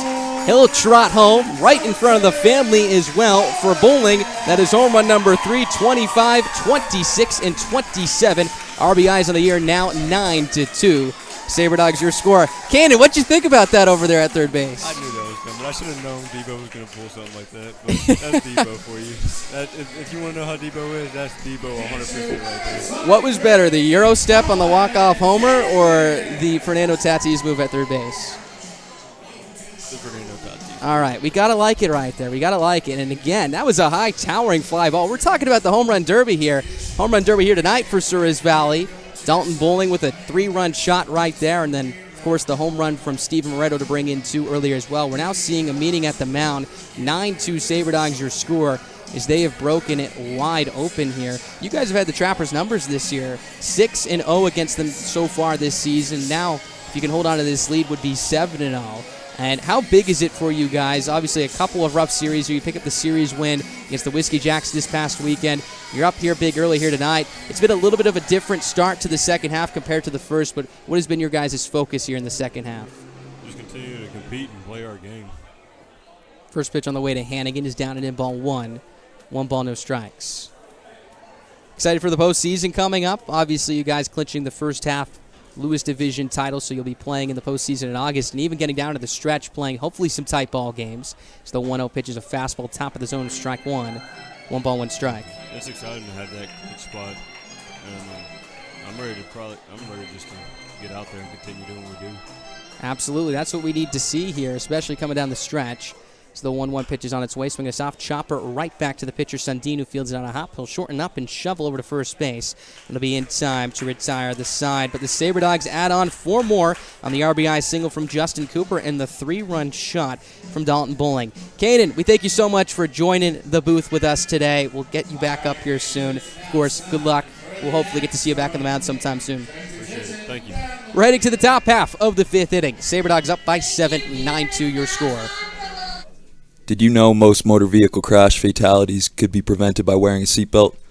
Make sure in your vehicle you're always buckled up. We share the responsibility to reach the goal of Vision Zero. 0 fatalities, 0 excuses. An alcohol-related crash will probably happen in North Dakota today, and another will happen tonight. Still, it's pretty common to hear people making light of it like it's no big deal. We can try to laugh it off, but it keeps happening over and over. Impaired driving isn't funny. Always drive sober or find a sober ride. Buzz driving is drunk driving. Brought to you by the North Dakota Department of Transportation through Vision Zero.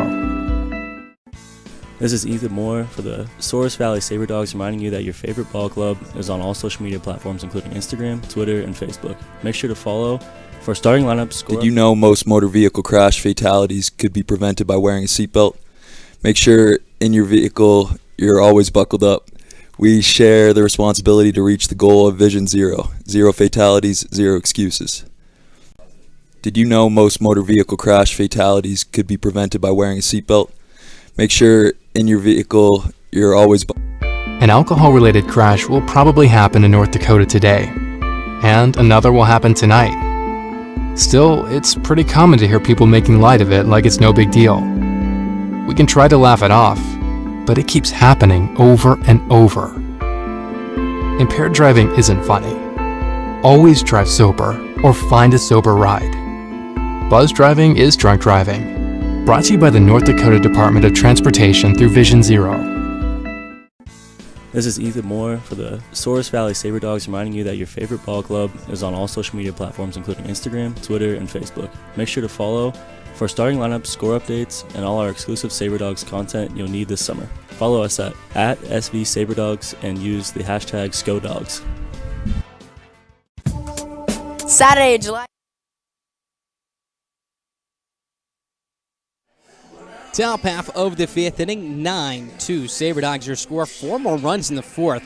They've now driven in 9 runs in the last 3 frames. We're going to see a new arm on the mound here for the Sabre Dogs. Tall right-hander Matt Jackson out for his 11th outing of the year. 2 starts as well, 1-0 record with a 5.25 ERA, 29 strikeouts to 19 walks in 24 innings of work. Last outing was against the Big Sticks, went 2 innings, allowed 2 earned runs, 3 hits, 1 walk, 1 strikeout. So you can close the book on Eric Wallington. Was good tonight, went 4 innings, 2 runs. Unfortunately, will not qualify for the win as he only went 4 innings, need 5 to qualify. So Jackson will likely pick up the win, assuming that the Sabre Dogs hold on to this 7-run advantage. Top of the order due up here for the Trappers in Caden Cardoso to open up this top half of the 5th inning. Again, once again, thanks to Caden Morrow coming up to the booth here to talk with us in that bottom of the 4th inning. Top of the 4th as well. That top of the 4th inning moved quite fast. Bottom of the 4th, a little bit more length on it. So they'll bring up Caden Cardoso. He's 1 for 1. Walked in the first, tripled back in the 3rd. Jackson winds and fires. His first pitch is swung on and missed for strike 1. No balls, 1 strike. Good changeup from Jackson to open things up here. Jackson standing at 6'5", product of Minot State University. As he settles from the first base side, glove in front of his face, steps back, kicks and fires. The 0-1 pitch misses down and in, ball one. Count evens up at 1 ball and 1 strike. Cardoso, Skelton, and Mass due up here in the top of the 5th inning. Jackson has been a good bulk reliever for Alex Miklos this season, going at least 2 or more frames in most of his outings. The next pitch is a fastball that misses outside. Ball 2. 2 balls, 1 strike to count. In fact, in his last 2 outings, he's gone 2 frames on the dot. Season high, 4 2/3. That was in a start against Casper on his birthday. It was a 23-1 win for the Sabre Dogs that night. As the next pitch is a fastball that runs down, away ball 3. 3 balls, 1 strike to count. Cardoso was a part of a strange triple back earlier on. He hit that high fly ball down the left field line. Miller reached out for it, glanced off his glove, hopped off the track, and what looked to be over the wall. I believe that's what Miller thought as well. So the 3-1 is a fastball that splits the middle of the plate in half for strike 2. Count full at 3 balls and 2 strikes. But then after, Cardoso sprinted towards third because Miller was quite gingerly walking back towards the ball, assuming that he was thinking that the ball bounced over the wall. But the call was that it was still in play, so it was a triple for Cardoso. So the 3-2 is on its way. Misses upstairs by a smidge for ball 4. So there'll be a walk here to Cardoso, his second of the night, as that puts Cardoso at first base here with nobody out to open up the 5th. So not the start that Jackson was looking for here. Cardoso has now reached base all 3 times. So they'll bring up Tyler Skelton to the plate. He's 0 for 2 against Wallington, struck out twice. Once swinging, once looking. Was the victim of strikeout number 1 and 4 on the night for the Sabre Dogs left-hander. Wallington would end up striking out 6, 1 shy of his season high of 7. Righty on right. Jackson from the first base side settles at the chest. Kicks and fires. First pitch is up and away with a fastball for ball 1. 1 ball, no strike. So this is the first time tonight that Jackson will go out from the stretch with Cardoso taking his lead at first. Cardoso has good speed. 6 stolen bases on the year as he takes his lead from first. Jackson delivers the 1-0, swinging a line drive left field. That one's down for a base hit as it hops towards the left fielder in Drew Miller. So a hit for Skelton, his first of the night, first time he's put a ball in play as well. He's now 1 for 3 as that sets up a first and second spot here with nobody out in this top half of the 5th inning. That'll bring up Eric Mask, the center fielder, to the plate.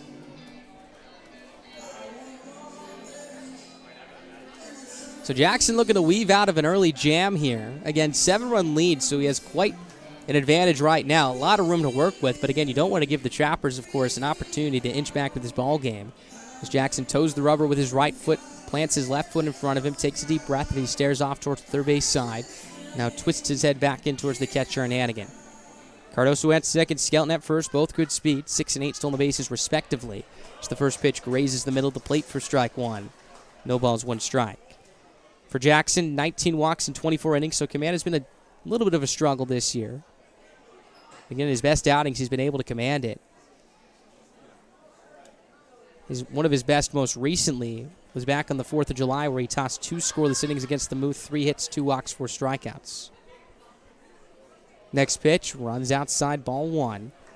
1 ball, 1 strike to count with nobody out.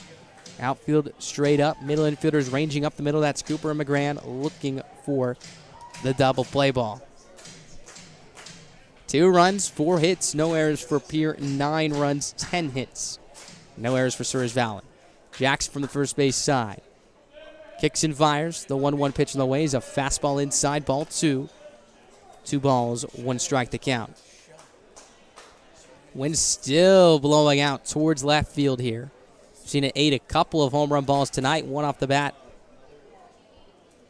of Dalton Bowling for the Sabre Dogs. The other off the bat of Brendan Perez for Pierre. Jackson from the stretch. Kicks and delivers the 2-1 on the way. Misses. Down away ball 3. 3 balls, 1 strike. So another 3-ball count here for Jackson. No one currently up in the Sabre Dogs bullpen. A righty looks to be up over at the Trappers bullpen.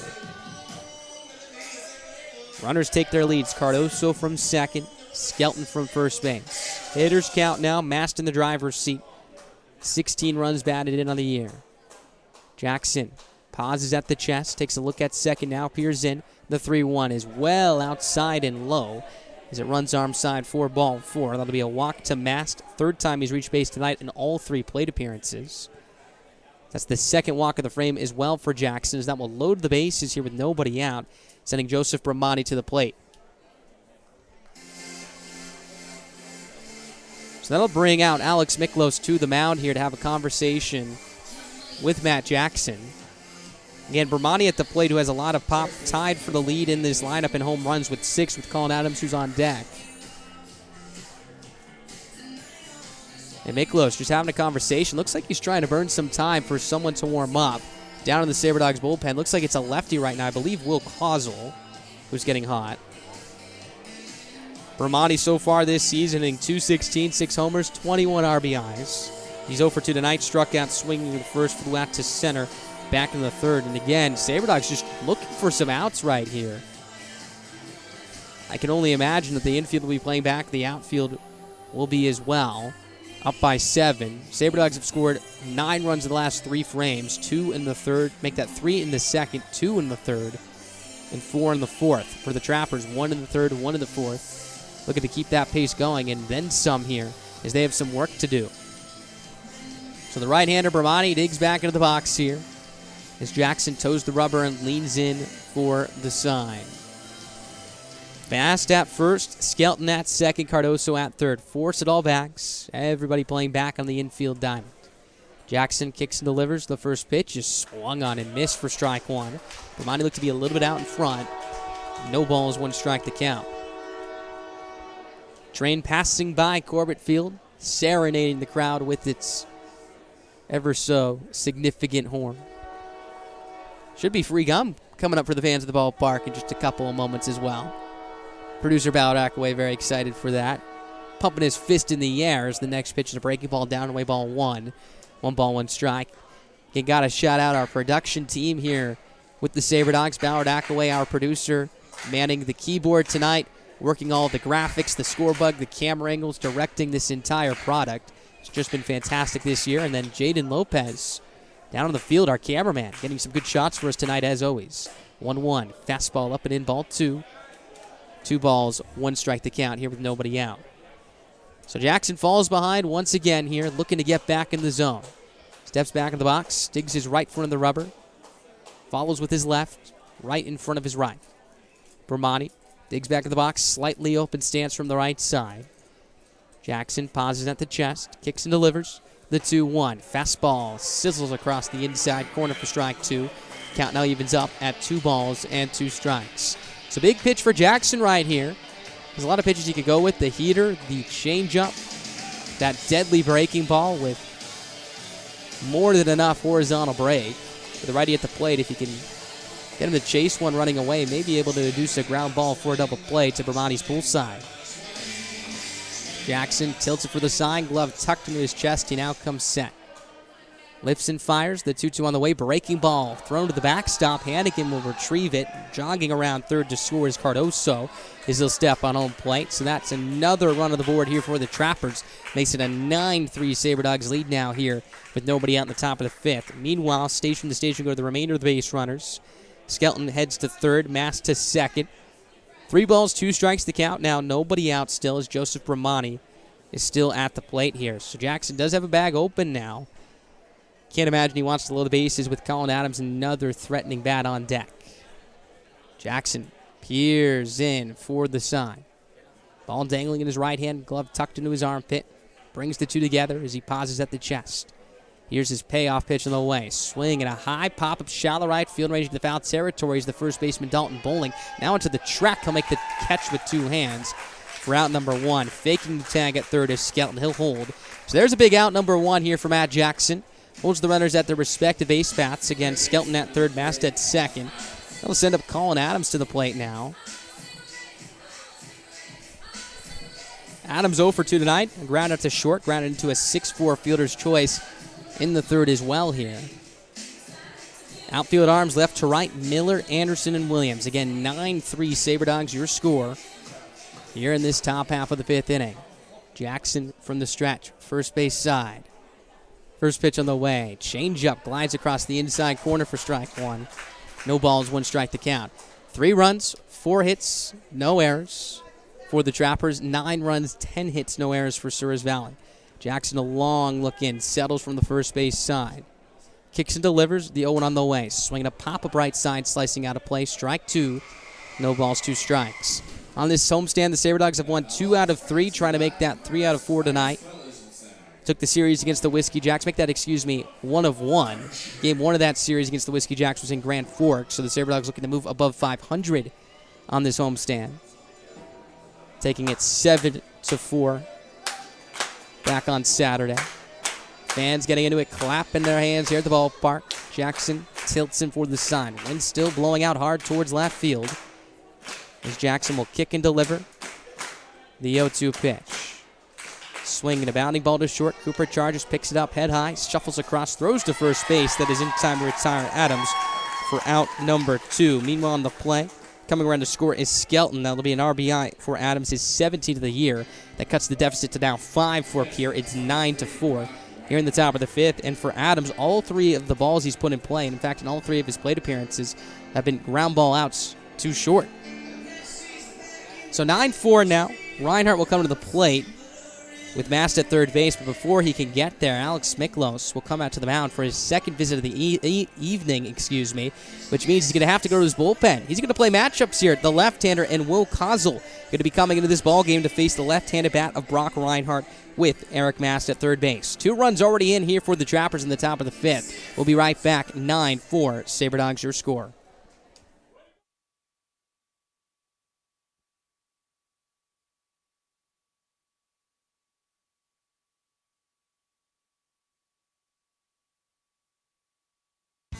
This is Ethan Moore for the Souris Valley Sabre Dogs, reminding you that your favorite ball club is on all social media platforms, including Instagram, Twitter, and Facebook. Make sure to follow for starting lineups, score updates, and all our exclusive Sabre Dogs content you'll need this summer. Follow us at SV Sabre Dogs and use the hashtag SCODogs. This is Ethan Moore for the Souris Valley Sabre Dogs, reminding you that your favorite ball club is on all social media platforms, including Instagram. Saturday, July 3rd will be Ballpark Time Machine at Corbett Field. Your Sabre Dogs will be hosting an 80s theme night. So break out that neon and those scrunchies and come wearing your best 80s look. We'll be rocking out to 80s music all night long. The Sabre Dogs will be going head-to-head with the Fremont Moot at 7:05 p.m. So see you there at Corbett Field to go back in time. This is Colin Hannigan, a catcher for the Souris Valley Sabre Dogs. Remember, you depend on your vehicle, which is why OK Automotive supplies quality AC Delco parts to keep your vehicle running smoothly. You can depend on an OK Automotive and AC Delco to keep you on the road. Come see our showroom with our large inventory selection at 101 3rd Street Southeast, Minot, or call 701-839-2886. Sabre Dog fans, be sure to stop down to OK Automotive in Minot to register for your chance to win a 10K golf cart giveaway. If a Sabre Dogs player hits a ball through the home run target beyond the left field fence, one lucky fan will drive home in a brand new golf cart courtesy of OK Automotive. Register in store today. This is Jordan Williams. I play outfield for the Souris Valley Sabre Dogs, reminding you that Planet Pizza is celebrating 25. Welcome back to the top half of the 5th inning. 9-4 Souris Valley, your score. Will Kozel in relief for the right-hander in Matt Jackson, who allowed 2 runs through 2/3 of an inning's work.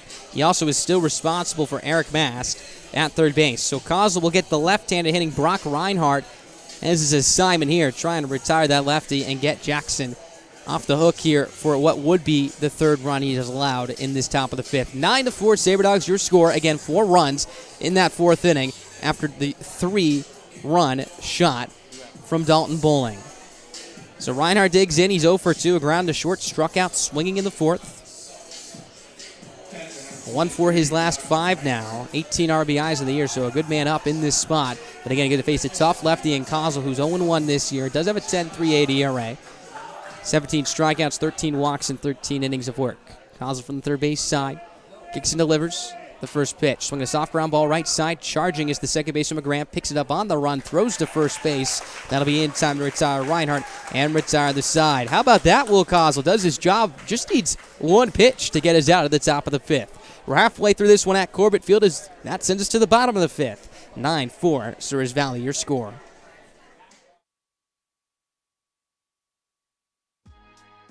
This is Colin Hannigan, a catcher for the Souris Valley Sabre Dogs. Remember, you depend on your vehicle, which is why OK Automotive supplies quality AC Delco parts to keep your vehicle running smoothly.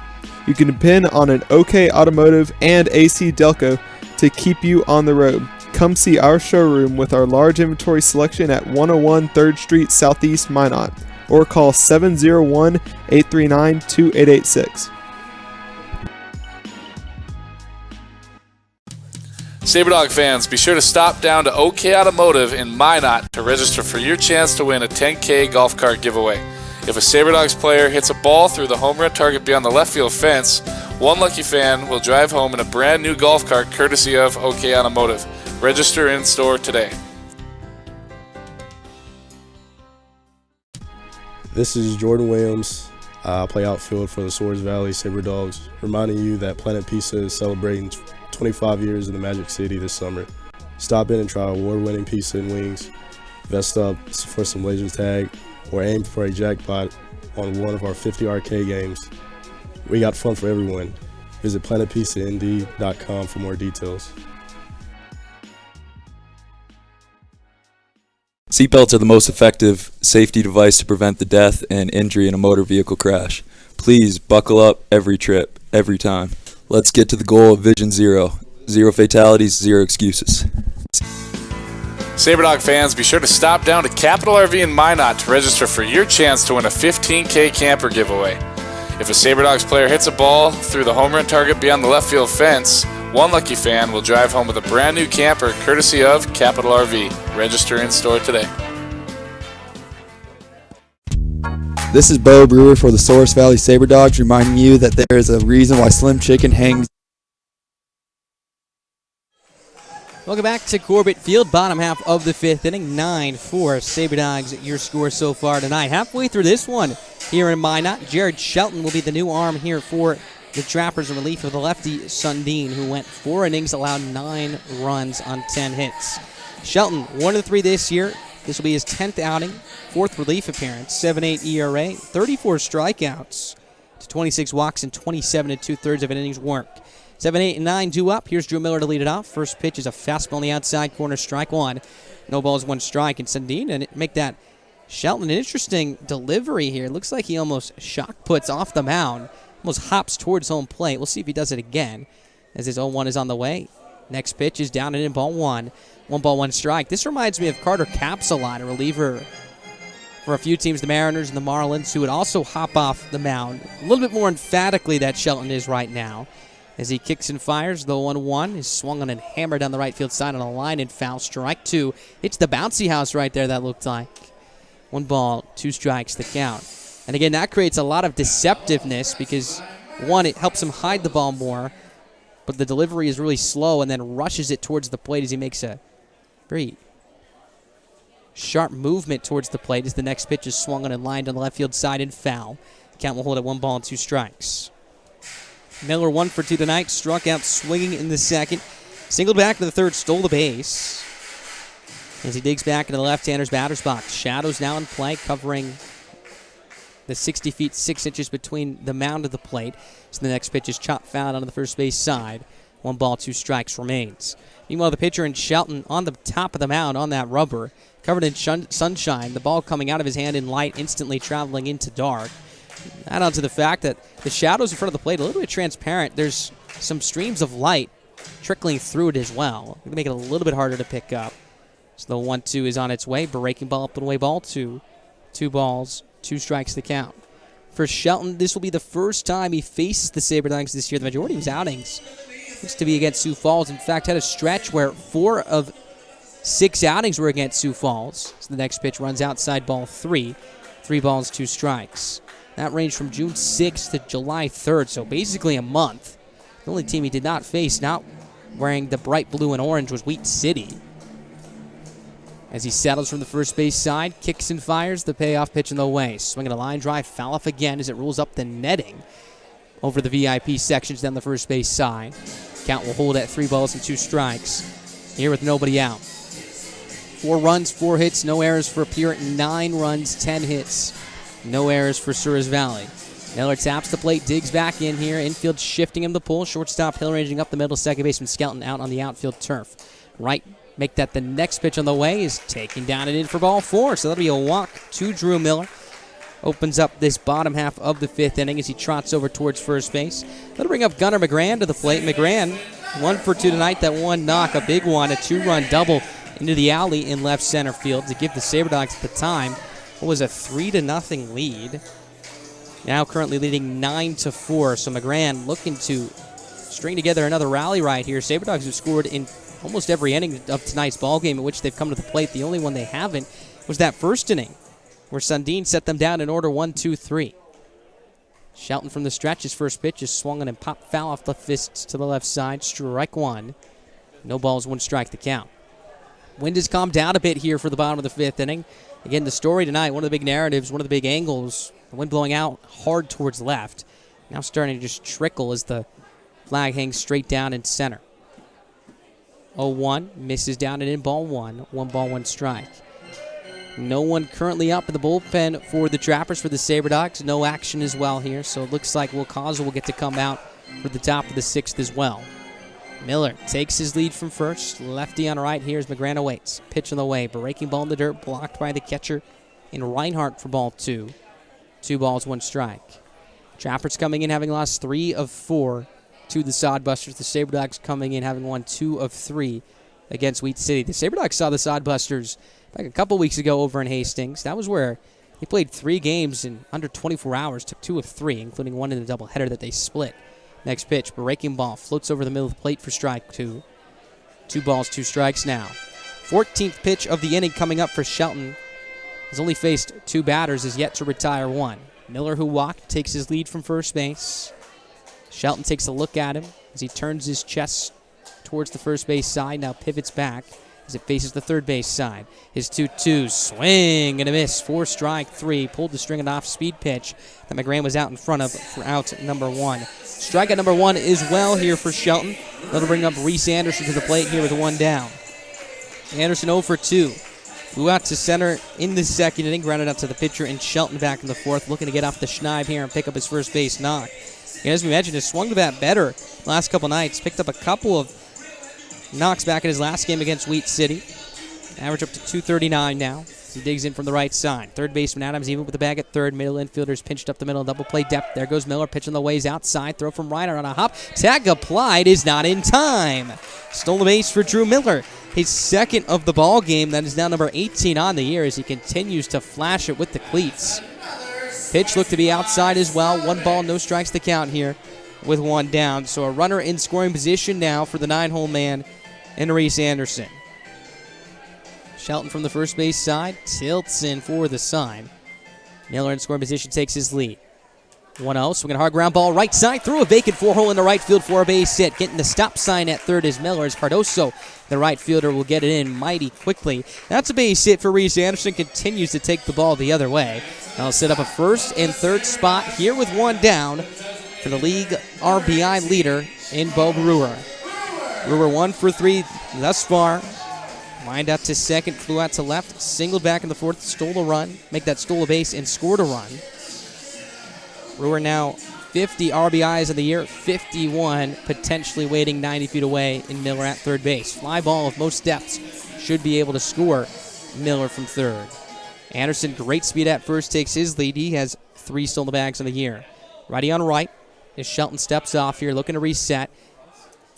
Brewer digs back in the box in the leadoff spot for the first time tonight. We've seen him in each of the 2, 3, 4 spots this year. There goes Anderson, first pitch. It's a breaking ball for a strike. Throw into second is high. Miller now heading for the plate. The throw from Skelton's in the dirt, not in time. Double steal executed perfectly. Miller picks up his 3rd stolen base of the night. This one the most important, his 19th on the year. Anderson picks up stolen base number 4. Again, the catcher, Reinhardt, did not get much on this throw. It was a little bit high. Maybe didn't have a good grip on it. The second baseman and Skelton had to wait a long time to receive it. Miller ran to the plate, and Skelton had to rush his throw, knowing that he was running out of time, spiked it. The catcher, Reiner, had to range a couple feet to his right and just block it. So the next pitch glances off his glove, rolls to the backstop. Heading for third goes Anderson. A turnaround third he'll hold. So 2 balls, 1 strike to count here with 1 down. That'll be a pass ball on the catcher and Reinhardt. That makes the count 1-1. And all of a sudden, Anderson's 90 feet away here. Another RBI chance here for Bo Brewer. So again, the inning started with the walk to Miller, stole second. Anderson would then pick up a single to right after McGrann struck out. At that point, it was first and third. Then Anderson stole second. Miller would follow, stealing home on the double steal attempt to bring around another run to score, making it 10-4 Sabre Dogs here in the bottom of the 5th inning. Corners now drawn in, middle playing back, now stepping into play at least halfway. That will be the case. 1-1 on the way. Breaking ball misses down away off the edge of the glove of Reinhardt. Still stays in front of him as it rolls towards the left-hander's batter's box. Ball 2. 2 balls, 1 strike. So now 4 runs, 4 hits, no errors for the Trappers tonight. 10 runs, 11 hits, no errors for the Sabre Dogs. And another 10-run a game for them. 2-1. Breaking ball. Runs outside and low. Ball 3. 3 balls, 1 strike. And again, just 1 out in this inning. That came on the strikeout to Gunnar McGrann on a nice change piece from Shelton, the right-hander. Infield ready to cut down a run at the plate. Corners even with their bags. Middle about halfway. Outfield arms straight up. The 3-1 on the way. Swinging a line drive left field. That one's down for a base hit. Here comes Anderson to score. He walks home, and that gives the Sabre Dogs run number 11 on the night. They now lead by 7. 11-4 your score for Brewer. RBI number 51 on the year. His second hit as well, as it looks like that right-handed bat is starting to heat up one more time. So 2 runs into this inning. Sabre Dogs have scored at least 2 runs in each of the last 4 innings of this ball game. Looking for more here. That brings up Justin Cooper, who singled in a run back in the bottom of the 4th. First pitch on the way. Breaking ball outside. Glances off the glove of the catcher. Reinhardt again. Going to second base. Standing up goes Bo Brewer. So again, that'll be another pass ball on the catcher. The pitcher and Shelton's walking off the mound having a conversation with the field umpire and Tony Archina. And again, if this holds, which looks like it will be the case, it'll be the second pass ball of the inning. And it's going to say it's a balk, so there's no pitch on the play. That's why Brewer scampered in very gingerly. So a balk from the pitcher in Shelton. Brewer now in scoring position with 1 down. Cooper digs back in. Shelton from the stretch. Pitch on the way. Breaking ball. Slides over the middle of the plate. Strike 1. No balls, 1 strike. So Cooper came up with Brewer in scoring position his last time up. Brewer took off towards third, opening a hole on the left side of the infield. Brewer scored easily for Cooper's 16th run batted in. Looking for another here as he swings at the next pitch, lines it foul off to the right side. Strike 2. No balls, 2 strikes. Cooper in total 1 for 3 tonight. Flew out to right, popped out to second, and that single that we talked about. He's now 2 for his last 7. Brewer good speed at second base, takes a walking lead. The 0-2 misses upstairs, ball 1. 1 ball, 2 strikes. So now you would not mark a pass ball on the catcher and Reinhardt because of the box. So he just has 1 in this frame. Shelton tilts in, ball behind his back, glove tucked into his chest. He shakes off Reinhardt once. Now steps off. Going through multiple signs with Brewer at second base as he reapplies his right foot to the first base side of the rubber. 11-4 Souris Valley your score. Next pitch on the way. Breaking ball. Bites the inside corner for strike 3. No argument from Cooper. Is that his strikeout number 2 on the night for Shelton? First looking. So there are 2 outs now for Jordan Williams coming to the plate. Williams 0 for 2. Popped out to second. Was hit by a pitch in the 3rd. Struck out swinging in the 4th frame as well. So with Brewer at second base with 2 outs, he'll be going on contact here. Ball that reaches the outfield turf likely scores Brewer either way. Your arms left to right in the outfield for the Trappers tonight. Williams, Mast, and Cardoso. First pitch, front door breaker on the inside corner for strike 1. Back-to-back times, Shelton has used that pitch in that spot. No balls, 1 strike to count. Powerful right-handed hitter and Steve Moretto on deck. Brewer takes a walking lead. The 0-1, swinging a line shot foul off to the right side. Count now moves to no balls and 2 strikes as Williams falls behind. Williams picked up 1 knock yesterday. That was a single to right field past the diving first baseman. Looking for a knock right here. Infield shifting him the pull. Second baseman Skelton raging up the middle. The 0-2. Swinging a hard line drive right at the third baseman Adams, who slides to his right, holds onto the ball to make the grab to retire the side. Williams hit it on the button, but Adams takes a base hit and an RBI away. However, the Sabre Dogs pick up 2 more runs in this frame on the double steal of home and the RBI single from Bro Brewer. That sends us to the top of the 6th, 11-4 Sabre Dogs. Your score as you're listening to Expedition League Baseball live on the Souris Valley Sabre Dogs Radio Network. Sabre Dog fans, be sure to stop down to Capital RV in Minot to register for your chance to win a 15K camper giveaway. If a Sabre Dogs player hits a ball through the home run target beyond the left field fence, one lucky fan will drive home with a brand new camper courtesy of Capital RV. Register in store today. This is Bo Brewer for the Souris Valley Sabre Dogs, reminding you that there is a reason why Slim Chicken hangs guitars on their walls and plays the blues. It's the same reason why they only serve you 100% all-natural chicken tenders. It's the way they like it. There is a reason why they treat you like family and serve food just like you would at home. Because you deserve it that way. And there's a reason it's made fresh when you order and served hot, because that is their promise to you. Come see us at Slim Chickens or order online at slimchickens.com.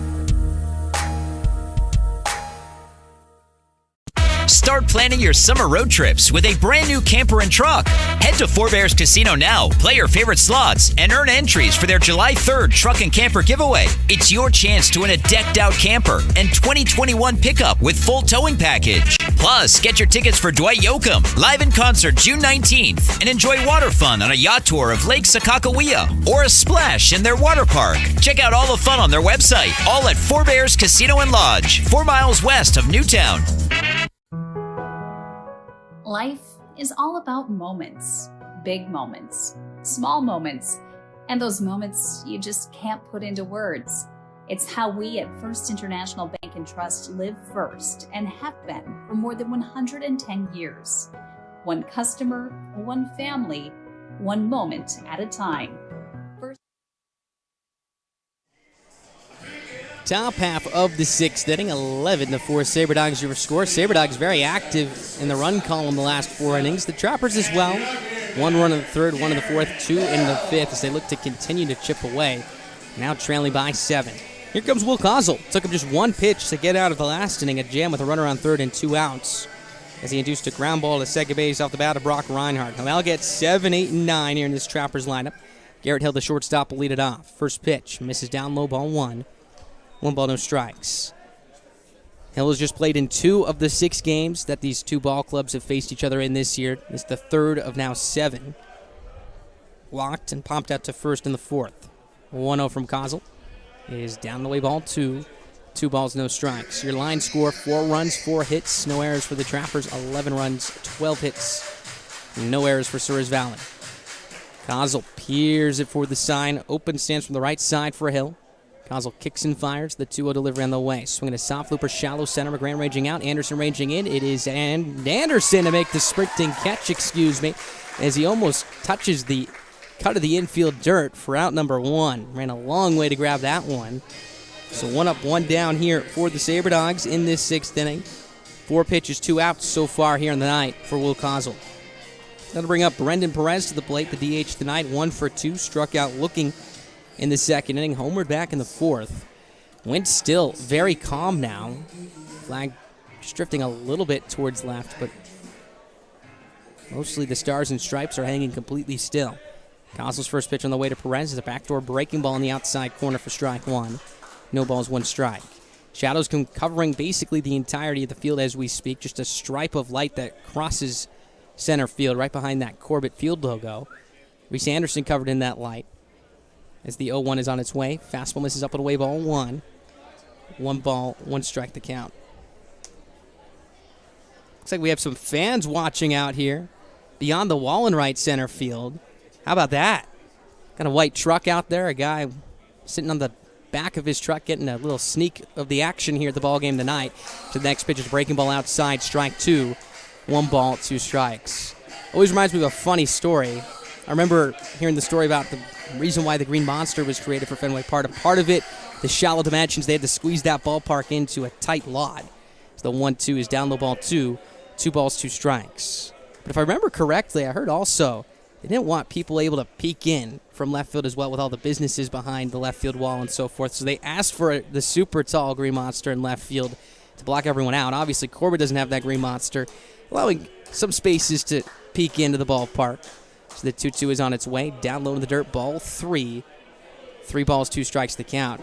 You can see they're enjoying the game. A beautiful night for baseball here, sitting on the roof of his truck. A lot of special places to watch the ball game here at Corbett Field. We have a house in left center field as well. I've seen plenty of people on the patio out there watching ball games here. And you get it every night, basically, when the Sabre Dogs are at home. Starting at 7 o'clock for the most part, 5 o'clock on Sundays. The perfect way to enjoy your dinner in your backyard, I'll tell you that. 3 balls, 2 strikes to count. Kozl from the third base side, pauses at the head. Kicks, fires, payoff pitch in the way. Breaking ball in the dirt, misses for ball 4. Be a walk for Perez, second time he's reached. First walk allowed by Kozl on the night. So that brings up Richard Williams, the left fielder, to the plate. 2 more games left on this homestand after tonight.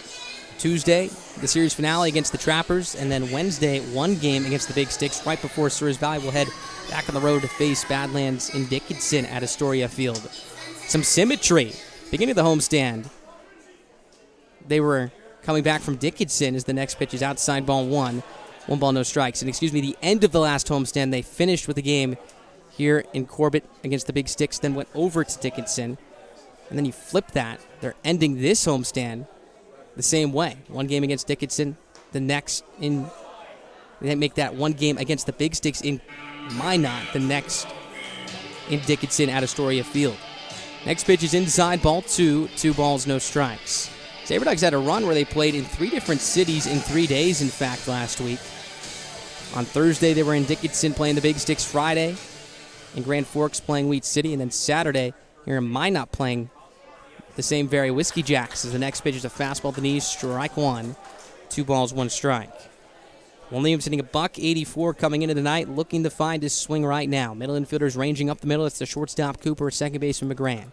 11-4 Sabre Dogs, your score. 1 down, 1 runner on, top of the 6th. 2-1, swing and a miss, strike 2. 2 balls, 2 strikes. Good pitch from Kozl, fastball top of the zone. And Williams went up and after. Williams digs back in, was a strikeout victim against Wallington in the 4th. In fact, the last batter, the tall lefty, retired.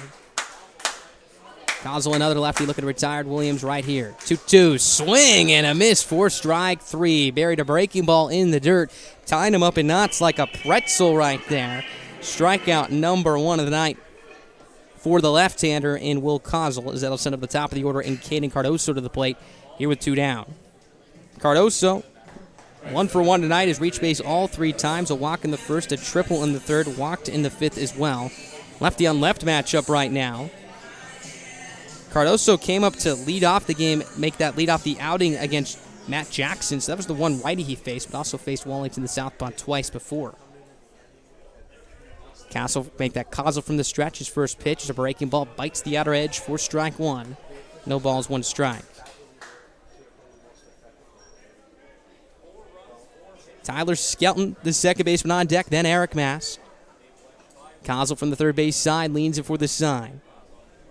Kicks and fires, the 0-1 pitch in the way. Breaking ball in the dirt, ball 1. 1 ball, no strikes. Cardoso, a very familiar face, a product of Minot State University. He's come back several times, has several friends and college teammates in that first base dugout. Dominic Parkhurst, Declan Buckle, Matt Jackson, who he walked against earlier in the ballgame. Kozl leans it for this side. Runner takes his lead from first. That's Perez. The 1-1. Swing and a miss. Good fastball from Kozl for strike 2. 1 ball, 2 strikes. As we enter the bottom of the 6th inning, the Sabre Dogs will send up 4, 5, and 6. Moretto, Bowling, and Hannigan. Cardoso digs back in, wide open stance for the tall left-hander as Kozl settles from the third base side of the rubber. Kicks and delivers, the 1-2 on the way. Swinging a line drive down the right field line. This one will land foul by a couple of feet for a very emphatic strike 2. A lot of topspin on that one. Cardoso a bit out in front. Just missed it by a couple of feet right there as it spun towards that right field line. Looked like it had a chance to stay fair, and if it did, The runner on first base, Perez, likely would have scored, going on contact, of course, as that ball rolled towards the right field corner. Good news for Souris Valley as it did land foul, so Cardoso will have to walk back towards that left-hander's batter's box and reset. Kozel gets another chance. Lanes it for the side. Glove tucked into his front hip, ball dangling in his left hand. Perez takes his lead from first. 1 ball, 2 strikes, 2 down, top of the 6th. Kozel kicks and delivers. The pitch in the way is down low, ball 2. Count evens up at 2 balls and 2 strikes. Here with 2 down. Outfield about, straight up. Center fielder Reese Anderson shading a couple steps towards right center. Fans getting into it, starting to clap their hands here at the park. As Kozel tilts it for the sign again. 2 balls, 2 strikes, 2 outs. The pitch on the way, swinging a high fly ball, left center field. Anderson sprinting back towards the track. He calls off the left fielder in Miller, makes the sprinting grab right before he sprints into the wall to retire the side. Reese Anderson continues to cover a ton of ground in center field, making another sparkling grab to retire the side. Good inning for Kozel. He's now through an inning in the 3rd of work of scoreless baseball. That sends us to the bottom of the 6th, 11-4. Souris Valley, your score.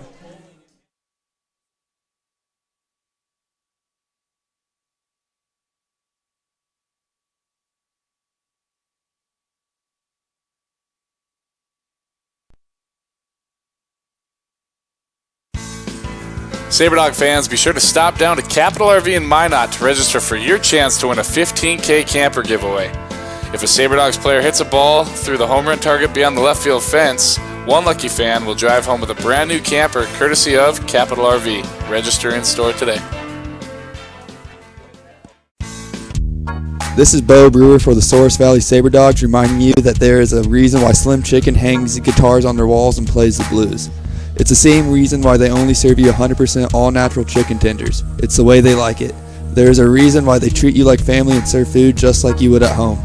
Because you deserve it that way. And there's a reason it's made fresh when you order and served hot, because that is their promise to you. Come see us at Slim Chickens or order online at slimchickens.com. Start planning your summer road trips with a brand new camper and truck. Head to Four Bears Casino now, play your favorite slots, and earn entries for their July 3rd truck and camper giveaway. It's your chance to win a decked out camper and 2021 pickup with full towing package. Plus, get your tickets for Dwight Yoakam live in concert June 19th and enjoy water fun on a yacht tour of Lake Sakakawea or a splash in their water park. Check out all the fun on their website, all at Four Bears Casino and Lodge, 4 miles west of Newtown.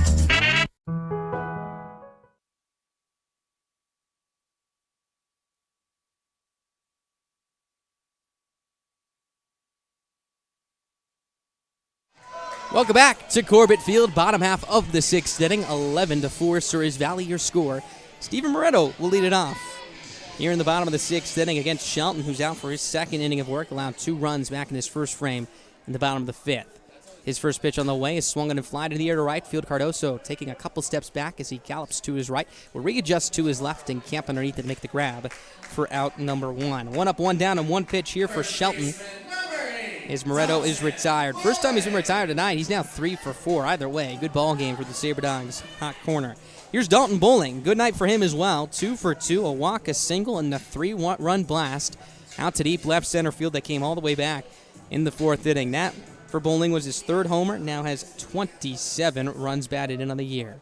Righty on right, Shelton kicks, fires. First pitch is a breaking ball that glides across the outside corner for strike 1. No balls, 1 strike. 4 runs, 4 hits, no errors for Pierre. 11 runs, 12 hits, no errors for Souris Valley. Shelton from the stretch, first base side. Kicks and delivers. The 0-1. Breaking ball misses outside, ball 1. 1 ball, 1 strike to count. SaberDogs jumped on early back in the bottom of the 2nd inning with 3 runs. The big one, the Moretto 2-run shot out to left field, and they have not looked back since, now leading by 7. Next pitch, breaking ball misses inside, ball 2. 2 balls, 1 strike. Shelton has tripled up on that pitch to open up this plate appearance against Bowling. Can't imagine the Trappers are tired of facing Bowling now after his big home run a couple weeks ago. As the next pitch is upstairs, ball 3. 3 balls, 1 strike. But more notably, the numbers he's put up tonight has been a tough out. And again, proving that right here, a hitter's count for him in the driver's seat, 3-1. He kicks and delivers. Pitch on the way is swung and popped up right field. Cardoso sprinting towards his left, towards foul territory. It'll drop foul on the turf for strike 2. Count now full on bowling here. 3 balls, 2 strikes. Outfield straight up, infield as well. 11-4 Sabre Dogs. Your score. Sabre Dogs coming into tonight 27-14. The Trappers 11-28. Sabre Dogs 5-5 in the second half, looking to get back over 500 for the first time since entering yesterday. Well, the Trappers trying to avoid their 9th loss here in the second half in 11 games. Shelton from the first base side kicks and delivers. The payoff pitch. Swinging a line drive, right field, slicing away from Cardoso again. He's sprinting to his left, makes the grab as he stumbles into foul territory for out number 2. Nice play by Cardoso. Back-to-back fly balls for him. 2 up, 2 down here for Shelton. Good bounce back. And that brings up Colin Hannigan to the plate. And for Shelton, he's looking to piece together the first scoreless inning against this Sabre Dogs offense for the first time since the first inning when the starter and Sundeen opened up the ball game. So righty on right here, a left-handed hitter with a lot of pop, and Drew Miller on deck. Hannigan 1 for 3 tonight, an RBI single, a 6-4 fielder's choice ground out, and a chopper back to the pitcher and Sundeen in the 4th. Shelton kicks and delivers. His pitch on the way is on the inside corner for strike 1. Put a wrinkle on that one. No balls, 1 strike. So he's definitely mixing in more off-speed and breaking pitches here in his second inning of work. Infield shifting, Hannigan to the pull. Second baseman Skelton onto the outfield grass, ranging up the middle. So the 0-1 misses outside, ball 1.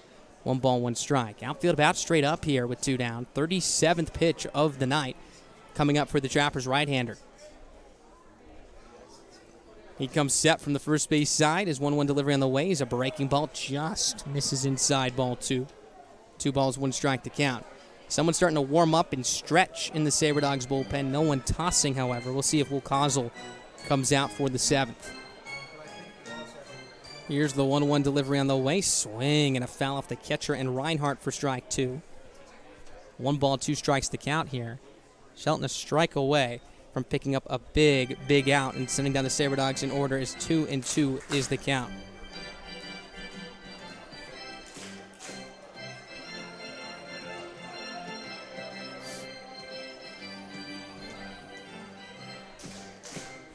Sabre Dogs backstop, digs back in, swinging that black bat back and forth here.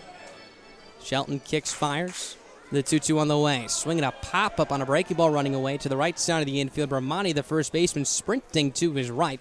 Makes the catch with one hand as that will retire the side. Fantastic inning of work for Shelton as he sets down the Sabre Dogs in order 1-2-3. First time we've had a scoreless inning and a pitcher for the Trappers faced the minimum since the first. Running into the back third of this ball game, 11-4 Souris Valley. Your score as you're listening to Expedition League Baseball live on the Souris Valley Sabre Dogs Radio Network.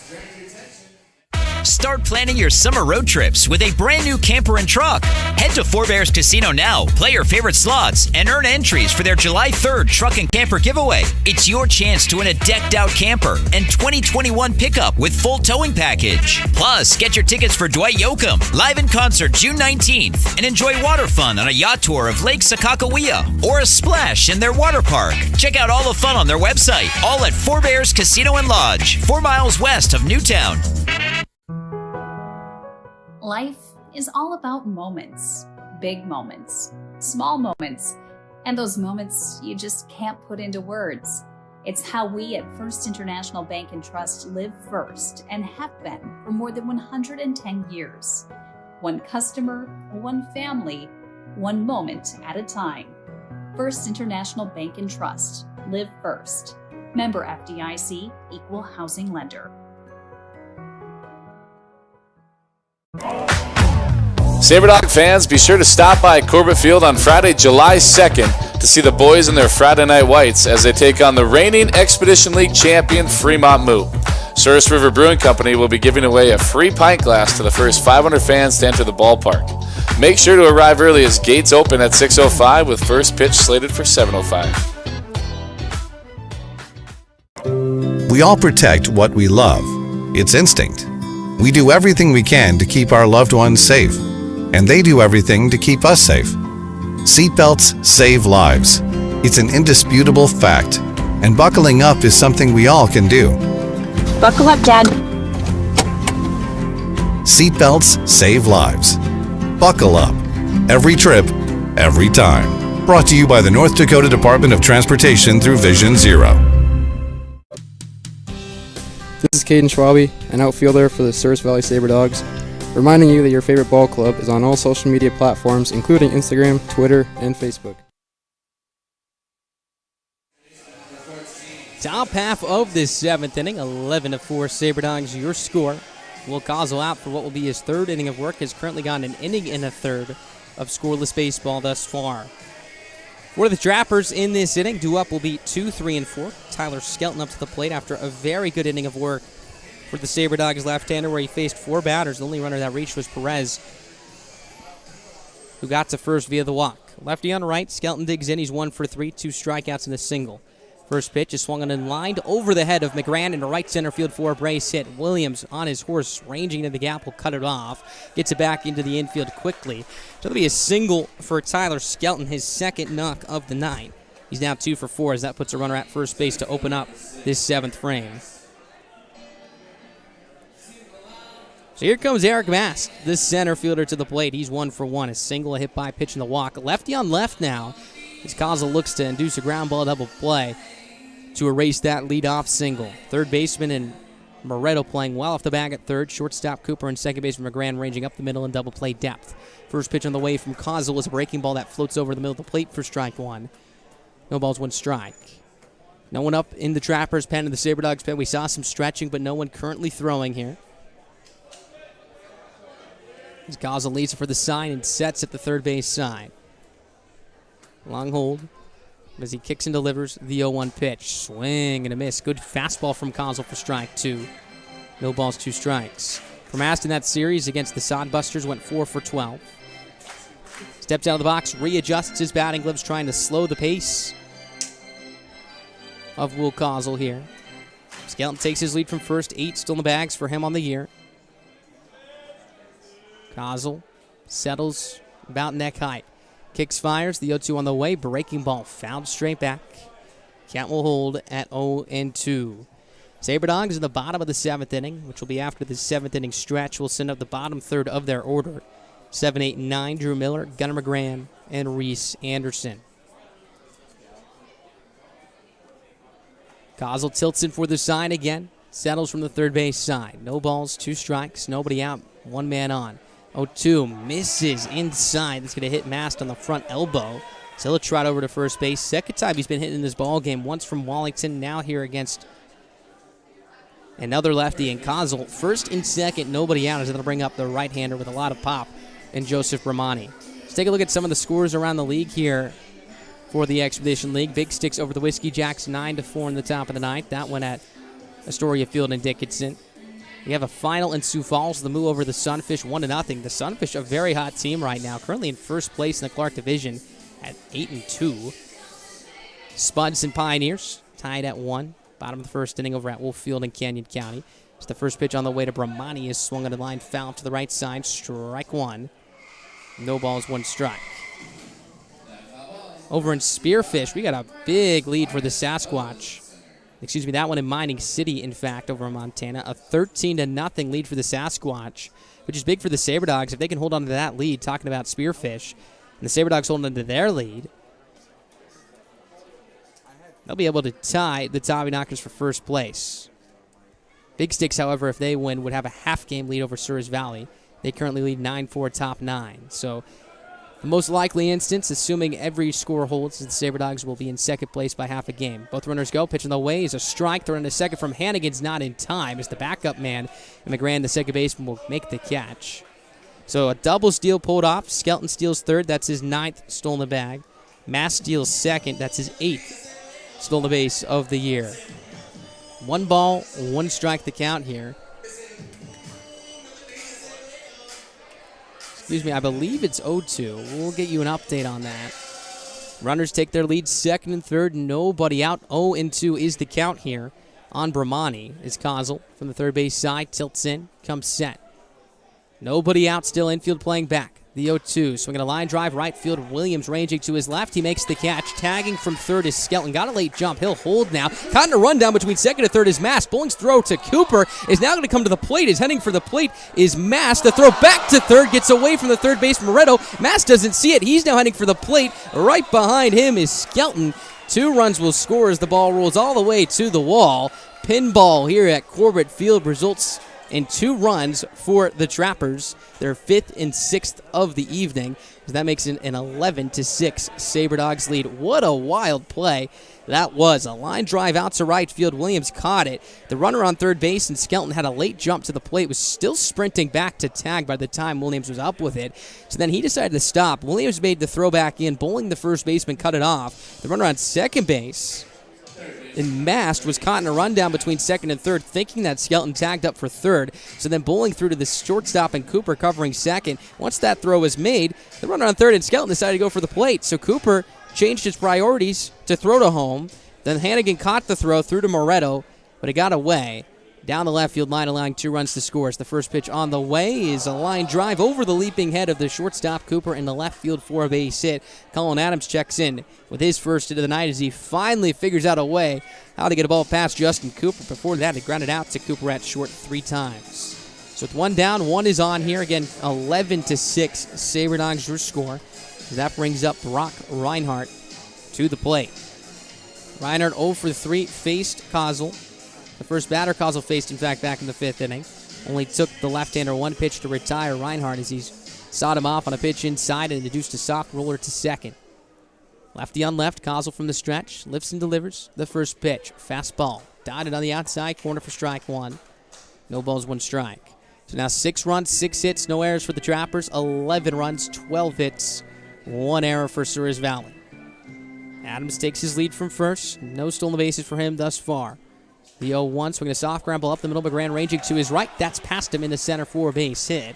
Scampering into second goes Adams. Back-to-back singles here for the Trappers.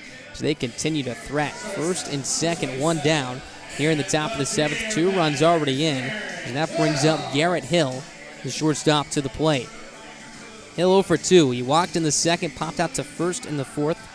Flew out to center back in the 6th. Here comes Michael Newstrom, one of the assistant coaches and pitching coaches here for this Sabre Dogs ball club, to talk to Kozol. As we mentioned, no one earlier in this inning was warming up. Can imagine here someone's going to start throwing now, and Newstrom probably having this meeting to eat some time up, but also help regain the confidence and composure of his left-hander. Again, this inning started with a single to center off the bat of Skelton, who stole second base. Mast then was hit by a pitch, also stolen the double steal in part with Skelton. Set up a second and third spot, where Bermonti came to the plate, lined out to right field. Williams made the catch through the plate. The runner on third and Skelton did not decide to tag up and score, so Bowling cut it off. And after a long rundown where the runner on second base and Mast was caught between second and third, there was an errant throw from the catcher and Hannigan that allowed 2 runs to score, making it 11-6. And back-to-back singles now from Adams and Reinhardt have put runners on first and second with 1 down for another righty coming to the plate. Once again, the shortstop tonight in Garrett Hill.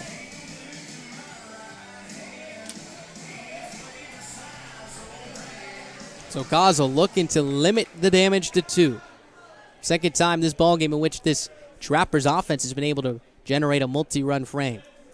Kozol from the stretch, lifts and delivers the first pitch. Breaking ball slices the inner edge of the plate in half for strike 1. No balls, 1 strike to count. 6 runs, 7 hits for Pierre, no errors. 11 runs, 12 hits, 1 error for Souris Valley. Kozol settles from the belt, third base side. Kicks and delivers his 0-1 pitch in the way. Fastball down the way, ball 1. Count evens up at 1 ball and 1 strike. So we're starting to see that right-hander warming up in the Sabre Dogs bullpen now. Hard to tell from this distance. No one currently up in the Trappers bullpen. So Hill digs back in. Brendan Perez, the DH, on deck. Kozol from the stretch. Lifts and delivers the 1-1. Swinging a line drive left center field. Anderson ranging to his right. He'll camp underneath it in the alley to make the grab for out number 2. Both runners will hold as Anderson's throw is right on line as it meets the third baseman Moretto in the air. So 2 down now. Holding at second is Adams. At first is Reinhardt. And Kozol's an out away from getting out of this inning, allowing just 2 runs. Here's Brendan Perez. He's 1 for 2. Struck out looking into second via Wallington. Homer to left center in the fourth. Again, we've said it before on the broadcast tonight. Perez has 4 homers on the year now, all 4 of which have come here at Corbett Field.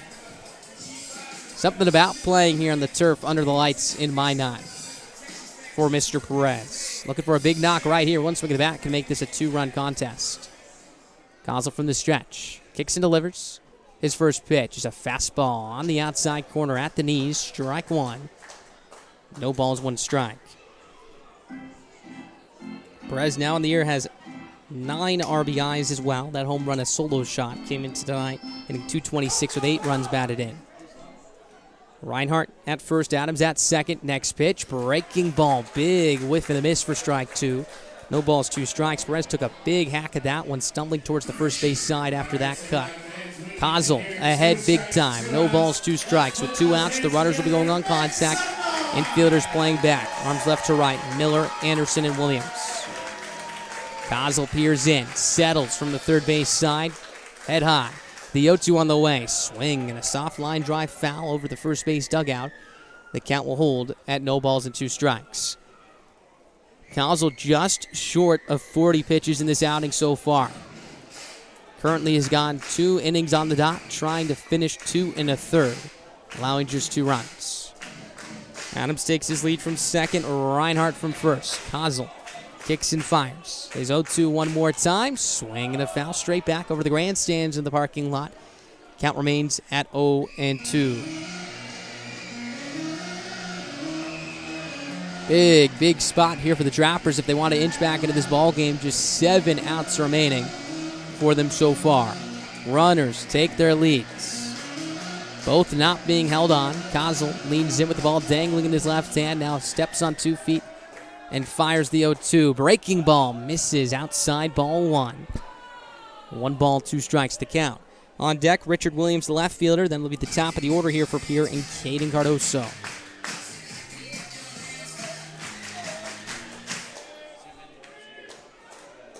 Kozol pauses at the head height. Lifts and delivers the 1-2 on the way. Swing and a pop-up on the infield. First baseman and Bowling right inside the line. Will camp underneath this one to make the grab with 2 hands as that will retire the side. The Trappers send 7 to the plate, bring around 2 runs to score on a couple of hits and an error. Stretch time here at Corbett Field as we head to the bottom of the 7th. Your score, the Trappers 6, the Sabre Dogs 11. Hey Sabre Dog fans! Fun is continuing down at Corbett Field. Make your way to the field to watch the Dogs play the Pierre Trappers Tuesday, June 29th at 7:05. Participate in Dollar Dog Night. We know you cannot beat this deal with dollar dogs and watching your favorite ball club. Nothing is better. So see you there, fans. Corbett Field, 7:05. Dollar hot dogs on June 29th. I was only buzzed. I was fine. There are all kinds of excuses people make for driving impaired. It was a prescription. I had to take it. Just a joint. It was just 1 or 2. I don't know. I swear, I was fine. Nobody should get seriously hurt or die because of an impaired driver. And no excuse can bring them back. Always drive sober or find a sober ride. Buzz driving is drunk driving. Brought to you by the North Dakota Department of Transportation through Vision Zero. Did you know most motor vehicle crash fatalities could be prevented by wearing a seatbelt? Make sure in your vehicle you're always buckled up. We share the responsibility to reach the goal of Vision Zero. 0 fatalities, 0 excuses. An alcohol-related crash will probably happen in North Dakota today, and another will happen tonight. Still, it's pretty common to hear people making light of it like it's no big deal. We can try to laugh it off, but it keeps happening over and over. Impaired driving isn't funny. Always drive sober or find a sober ride. Buzz driving is drunk driving. Brought to you by the North Dakota Department of Transportation through Vision Zero. This is Ethan Moore for the Souris Valley Sabre Dogs, reminding you that your favorite ball club is on all social media platforms, including Instagram, Twitter, and Facebook. Make sure to follow for starting lineups, score updates, and all our exclusive Sabre Dogs content you'll need this summer. Follow us at SV Sabre Dogs and use the hashtag SCODogs. Saturday. Hey Sabre Dog. Bottom half of the 7th inning.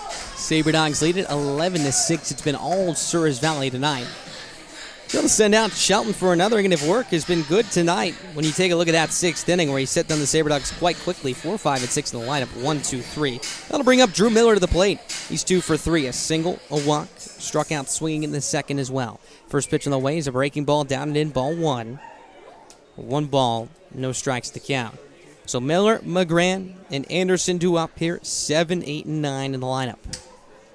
Shelton from the first base side. Kicks and fires. The 1-0. Swinging a line drive, left center field. Mast ranging towards his right. He'll jog underneath it to make the grab for out number 1. So Miller retired on a couple of pitches here. Looks like Shelton has really been able to settle in now, as that'll bring up Gunnar McGran to the plate, who's 1 for 3 tonight. An RBI double to bring around 2. Grounded out to second, struck out swinging in the 5th inning as well. Due up for the Trappers in the top of the 8th, with 6 outs to work with. It'll be 9, 1, and 2. Williams, Cardoso, and Skelton. Righty on left, Shelton's first pitch. Breaking ball. Bites the outside corner for strike 1. No balls, 1 strike to count. 6 runs, 7 hits, no errors for Pierre. 11 runs, 12 hits, 1 error for Souris Valley. Shelton from the first base side, saddles up the belt, closed off as he lifts and fires the 0-1. Swinging a soft looper down the left field line. It's going to slice foul for strike 2. No balls, 2 strikes. McGran seeing the ball very deep tonight. A lot of foul balls slicing off in that direction. That one a pitch in on the hands that he almost dunked in for a base hit. He'll have to head back to the left-hander's batter's box and protect at no balls and 2 strikes.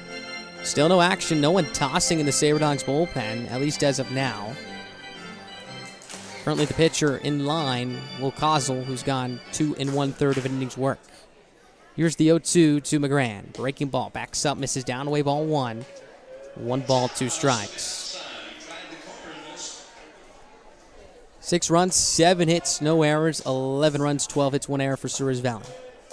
Shelton now steps off, reapplies the right foot to the rubber, tilts it for the sign. Infield straight up, outfield shifting McGran a little bit towards the opposite field side.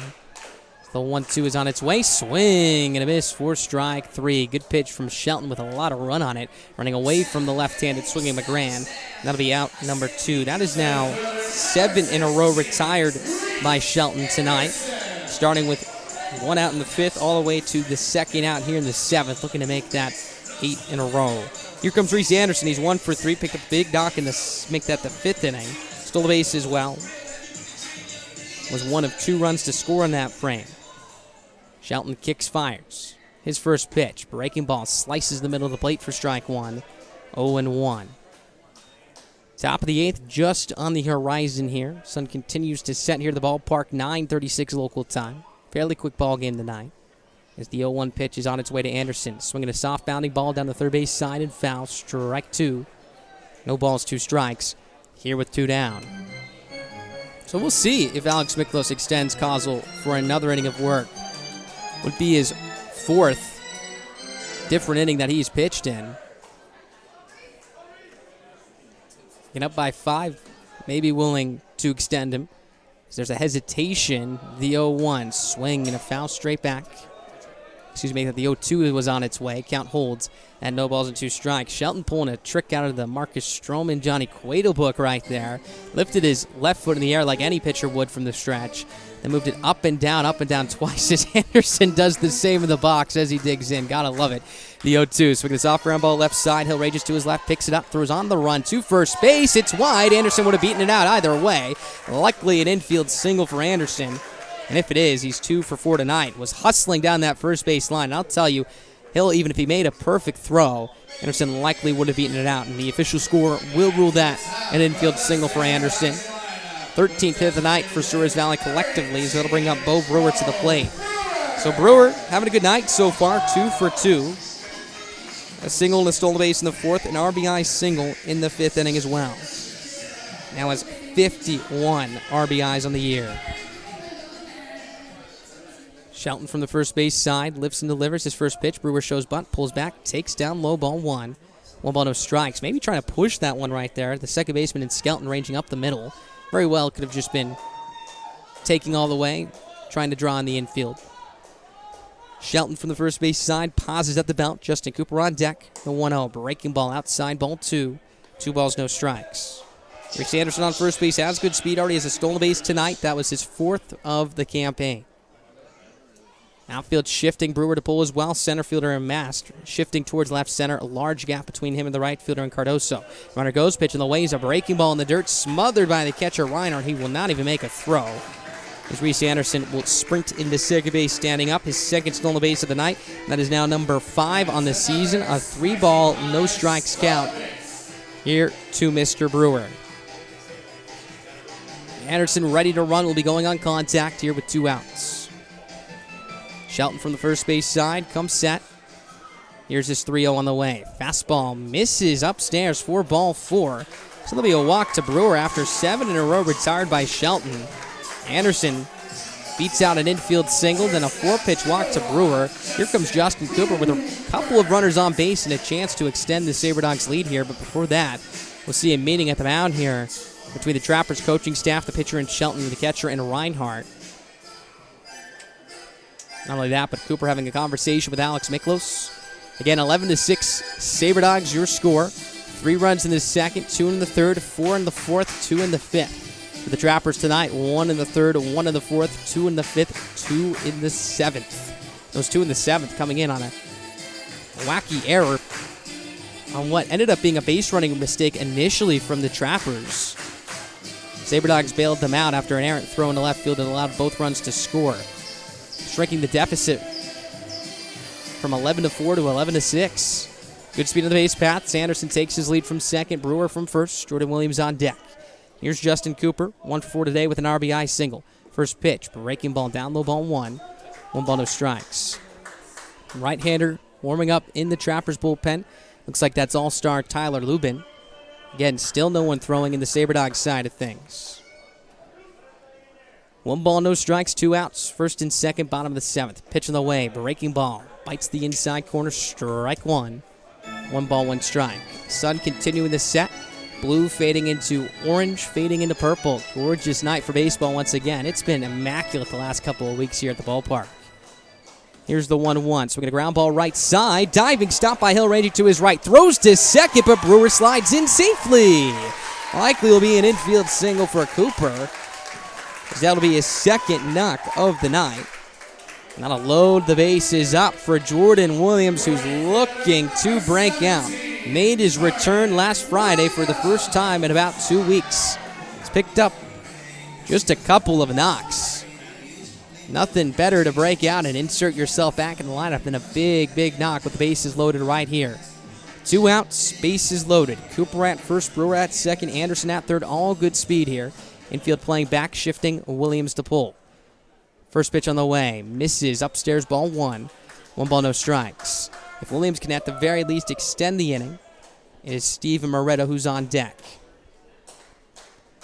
Shelton from the first base side.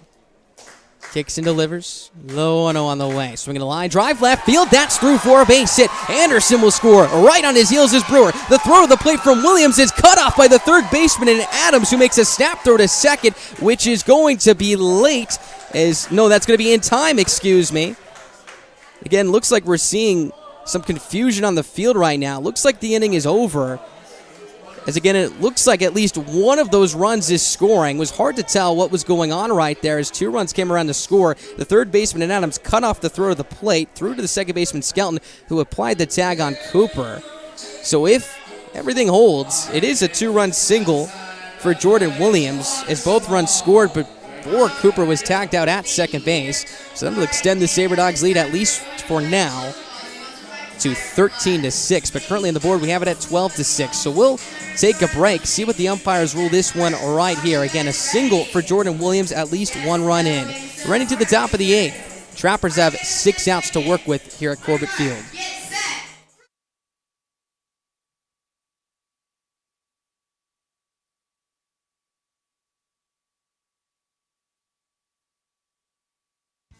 This is Ethan Moore for the Souris Valley SaberDogs, reminding you that your favorite ball club is on all social media platforms, including Instagram, Twitter, and Facebook. Make sure to follow for starting lineups, score updates, and all our exclusive SaberDogs content you'll need this summer. Follow us at SV SaberDogs and use the hashtag ScoDogs.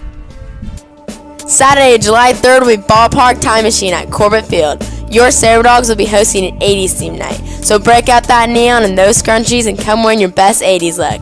We'll be rocking out to 80s music all night long. The Sabre Dogs will be going head-to-head with the Fremont Moot at 7:05 p.m. So see you there at Corbett Field to go back in time.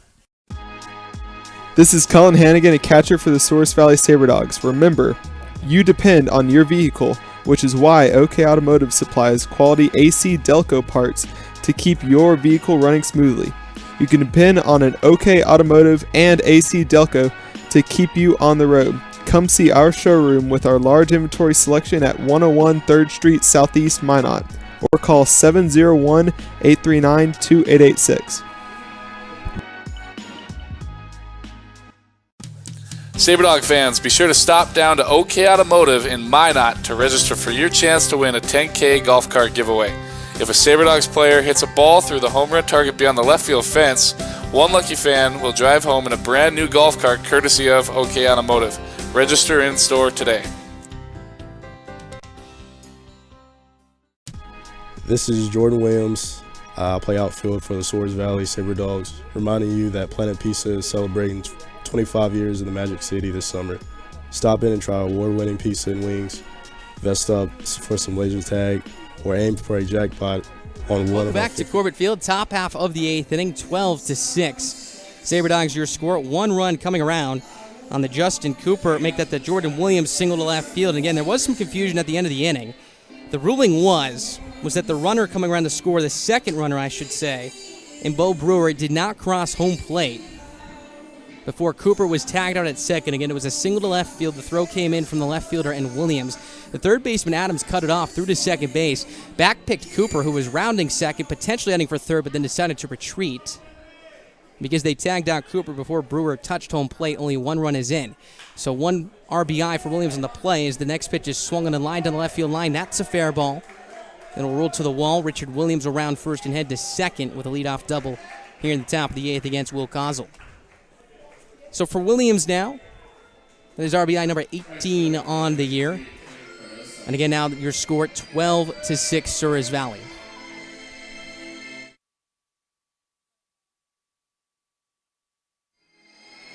So they'll bring up the top of the lineup. Here's Caden Cardoso, the top of the order. Here for the Trappers, Cardoso having a good night. 1 for 2, his reach base 3 times. 2 walks, a triple. Flew out to center in the 6th as well. Kozel leans it for the side, third base side. Kicks and fires. His first pitch on the way. Swinging a fly ball, slicing away from the left fielder Miller down the line. Miller sprinting. We'll watch it fly foul for strike 1 as it hits off the turf in foul ground. No balls, 1 strike. Cardoso, a lot of balls the opposite way here against the Sabre Dogs this year. That one slicing too far foul, so left to head back to the left-hander's batter's box. Again for the Trappers here. Now trailing by 6. The Sabre Dogs have doubled their run total. Just have 6 outs to work with here to get back into this ball game. It'll be a tough deficit to climb back from, but have shown signs of life. 1 run in the 3rd, 1 in the 4th, 2 in the 5th, and 2 in the 7th as well. Kozel tilts it for the sign here, gets it from his catcher and Hannigan. No balls, 1 strike. Kicks and fires. The 0-1 on the way, misses outside, ball 1. 1 ball, 1 strike. Some double action in the bullpen for the Sabre Dogs. 2 righties warming up. One of them I can see is Aaron Suval. The other one, it's hard to tell from this distance. As Kozel settles from the third base side. A move to first base. Inside move is not in time. As Williams will dive in safely head first. 1 ball, 1 strike. Nobody out. 12-6 Sabre Dogs your score. Kozel tilts in. Tyler Skelton, the second baseman, on deck. Here's the stretch. The pitch on the way. Misses. Down low, ball 2. 2 balls, 1 strike. Just about 45 pitches or so here for Kozel, as he's in his 4th inning of work now. He's currently gone 2 1/3 of an inning's work, allowing 2 runs. Tonight's starter was Eric Wallington, went 4 innings, allowing 2 runs. Here's Kozel's 2-1 delivery on the way. Fastball on the outside corner, strike 2. Count evens up at 2 balls and 2 strikes. Williams takes his lead from second base. Your arms left to right in the outfield once again. Miller, Anderson, and Williams. Kozel pauses at the head eye. Kicks and fires. The 2-2 on the way. Swing and a miss for strike three. Good breaking ball from Kozel. Slicing away from the left-handed hitting Cardoso for out number one. Strikeout number one of the night. Make the number two of the night for Kozel as well. Kozel, the third pitcher used tonight by Souris Valley. The second in relief was Matt Jackson for 2/3 of an inning. Now through 2 2/3 is Kozel as he looks to get through what would be his fourth inning of work if he can get through this eighth. Here comes Tyler Skelton, a right-handed hitter, against the lefty in Kozel. Williams takes his lead from second after the leadoff double. Kozel from the stretch. Kicks and delivers. First pitch. Fastball up and away, ball one. 1 ball, no strikes. So now 6 runs, 8 hits, no errors for Pierre, 12 runs, 14 hits, an error for Souris Valley. Let's take a look at some of the scores around the league here. Canyon County over the Pioneers, 5-1 top of the third. Spearfish has extended their lead over Mining City, 14-0, that in the top of the fifth. 1-0 pitch on the way, so we're going to fly ball right field. Williams racing back in front of the track. He'll make the catch in deep right for out number 2. Tagging from second and heading to third goes Williams. He'll get there without a play as the throw goes into the second baseman McGran. 2 quick outs now in response to the leadoff double to Williams. That'll send up Eric Mast to the plate. Mast, 1 for 1 tonight. He's had 4 plate appearances. Despite that, a single, a hit by pitch, a walk, and another hit by pitch. Also stole his 8th bag of the season earlier as well. So Kozel looking to hang a 0 on the board here under the top of the 8th mark on the Corbett Field scoreboard in right center. Have a couple finals here in the league as well. Big Sticks over Wheat City, 9-4. As the next pitch is swung around to right side. Cooper slides to his right, gets to his feet, throws to first base on a hop. It's in time. Justin Cooper flashing the leather one more time as that ends the top of the 8th inning. Nice play, arranging to his right, fielded it on one knee and a hop, got to his feet and threw a worm burner to first. That bowling picked cleanly. Running to the bottom of the 8th inning, Sabre Dogs lead it 12-6 live from Corbett Field.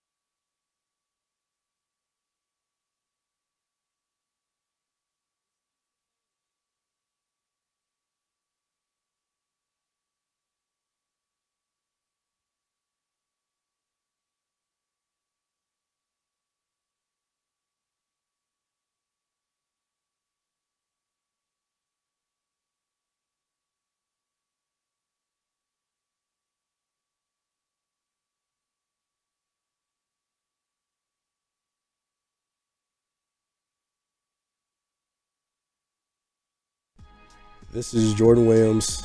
I play outfield for the Souris Valley Sabre Dogs, reminding you that Planet Pizza is celebrating 25 years in the Magic City this summer. Stop in and try award-winning pizza and wings. Vest up for some laser tag or aim for a jackpot on one of our 50 arcades. This is Jordan Williams. I play outfield for the Souris Valley Sabre Dogs, reminding you that Planet Pizza is celebrating 25 years in the Magic City this summer. Stop in and try award-winning pizza and wings. Vest up for some laser tag or aim for a jackpot on one of our 50 arcade games. We got fun for everyone. Visit planetpizzaND.com for more details.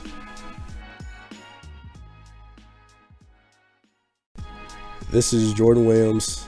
I play outfield for the Souris Valley Sabre Dogs, reminding you that Planet Pizza is celebrating 25 years in the Magic City. Is 6. Sabre Dogs, your score. New arm of the mound here for the Trappers, the all-star right-hander and former Sabre Dog Tyler Lubin, the Submariner. 2-0 record for him this year, a 3.11 ERA. 17 1/3 of an inning's work, has struck out 13 batters to just 4 walks. This will be his 12th outing of the campaign. Has struggled a bit in his last few outings. Again, the big one, if you're a Sabre Dogs fan, was back on July 1st. The Sabre Dogs 6-5 win in 10 innings. Gave up that 2-run home run to Drew Miller to tie the game. And since then, has given up 3 earned runs in his last 2 outings as well. So he'll look to clean that up here. Again, very familiar with this ball yard. Product of Minot State University. We got a tough part of the Sabre Dogs lineup. 4, 5, and 6 due up. Steven Moretto, Dalton Bowling, and Colin Hannigan. So here comes Steven Moretto to the plate, having a good night. 3 for 4, 2 singles, a home run, and a fly out to right field. Righty on right as Lubin comes set from the stretch. Kicks and fires. His first pitch on the way is swung on and line down the right field side and foul. Strike 1. No balls, 1 strike. So when we get to the top of the 9th inning, the Trappers will be down to their final 3 outs. They'll send up 4, 5, and 6 from Monty, Adams, and Reinhardt. Moretto digs back at the right-hander's batter's box. Infield shifting him to pull right here as Lubin peers in for the sign from the first base side. Kicks and delivers. The 0-1 on the way. Misses down and in. Ball 1. 1 ball, 1 strike. Sun continues to set here at the ballpark. Really pretty evening for baseball. Not a cloud in the sky at first pitch. First pitch was just about 82 degrees Fahrenheit. As a couple of right-handers are warming up down in the Sabre Dogs bullpen.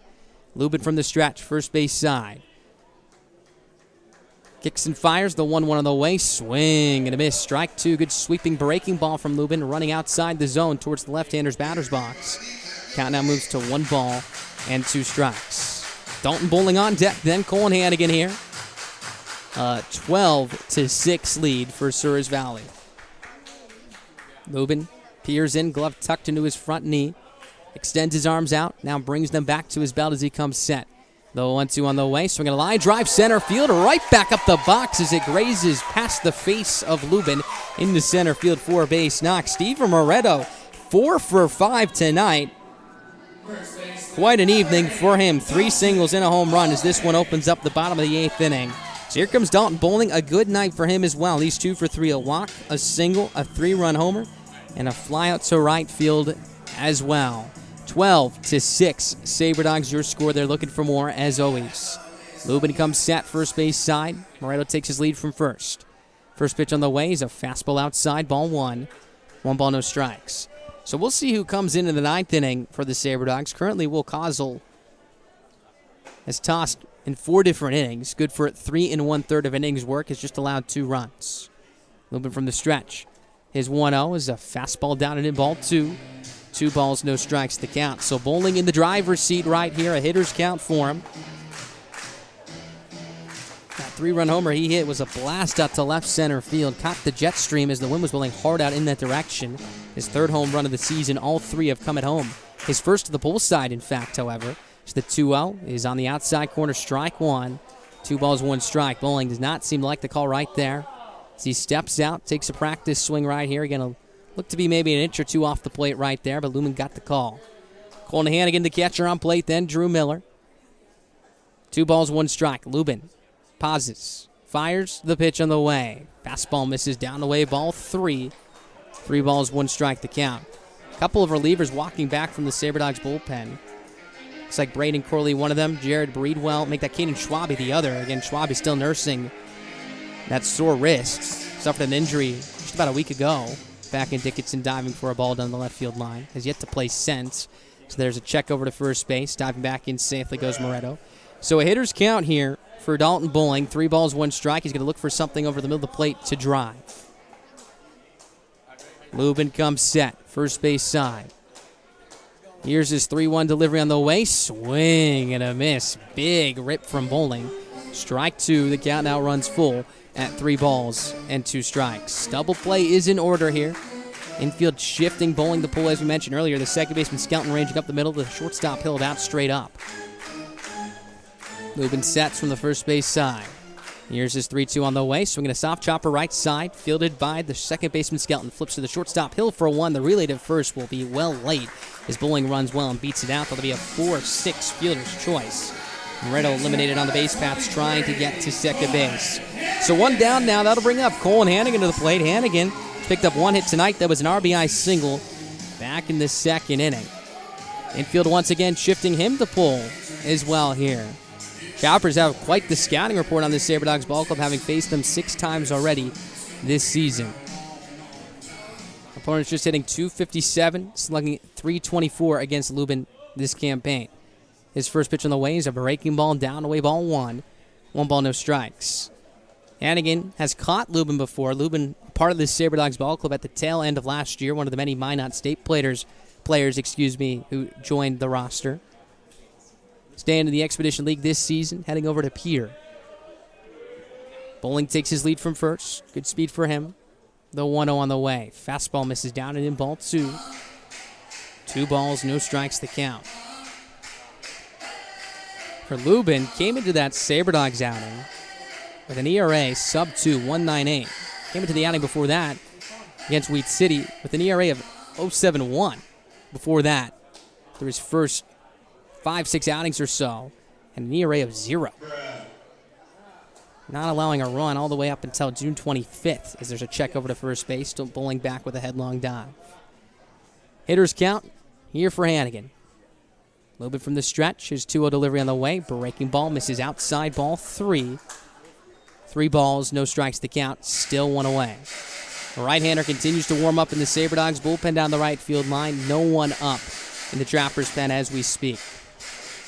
Bowling takes his lead from first base. Lubin delivers the 3-0. Misses outside for ball 4. That'll be a walk to Hannigan. He'll reach. 1 down now as that brings up Drew Miller to the plate with a couple of runners on. And let's flash back all the way to July 1st. Drew Miller up at the plate with 1 down in the bottom of the 9th inning. The Sabre Dogs were down to their final 2 outs of the game. It was Gunnar McGran at first base after picking up a single to left field. And he came to the plate and hit one of the most majestic home runs we've seen this season. Cleared the back wall in right field by what seemed to be at least 30 feet to tie the game. Here's Lubin's first pitch on the way. It's a strike with a fastball to knees. 0-1. Lubin takes a deep breath, looking to win round 2 here against the Sabre Dogs' left-handed bat. Miller having a good night so far. 1 for 3, a single, a walk, 2. Make that 3 stolen bases. Now has 19 on the year. Lined up to center in the 7th, his last plate appearance. The 0-1 on the way. Fastball misses inside, ball 1. Count evens up at 1 ball and 1 strike. Some of more scores around the league here. We mentioned a 9-4 final over in Badlands against the Big Sticks over the Whiskey Jacks. Have a final over in Hastings as well. 7-1 Horseheads win. Lemieux, 1-0 win over the Sunfish as well. Here's Lubin's 1-1 on the way. On the inside corner, strike 2. 1 ball, 2 strikes. 5-5 game. Pioneers in the spot, so the Pioneers coming back into it. That's in the bottom of the 3rd. Currently still in the bottom of the 5th over in Mining City. The Sasquatch still hold their 14-0 lead. Miller behind 1-2. Lubin from the stretch. Pauses just below the belt. The 1-2 on the way. Swinging a cue shot fouled straight back off the backstop as it rolls towards the third base on deck circle. Count holds at 1 ball and 2 strikes. Again, due up for the Trappers in the top of the 9th where they'll be down to their final 3 outs. 4, 5, and 6 for Amani, Adams, and Reinhardt. 12-6, Souris Valley your score. 1 ball, 2 strikes, 2 on, 1 away. Lubin's pitch on the way. Swinging a ground ball to short, fielded on a couple hops by Hill. Shovels to second for 1. Skelton's relay to first base is not in time. Heading for the plate now is Bowling. Throw from the first base from Ramani. Tag applied is in time to gun Bowling at the plate as that will retire the side. Not your stereotypical double play. 6, 4, 3, 2. Twin killer ends the inning. No runs on 1 hit, no errors, 1 runner left on here for the Sabre Dogs in the bottom of the 8th. That sends us to the top of the 9th. Trappers down to their final 3 outs. Sabre Dogs 3 outs away from picking up game 1 of 2 here tonight. We'll be right back as you're listening to Expedition League Baseball live on the Souris Valley Sabre Dogs radio network.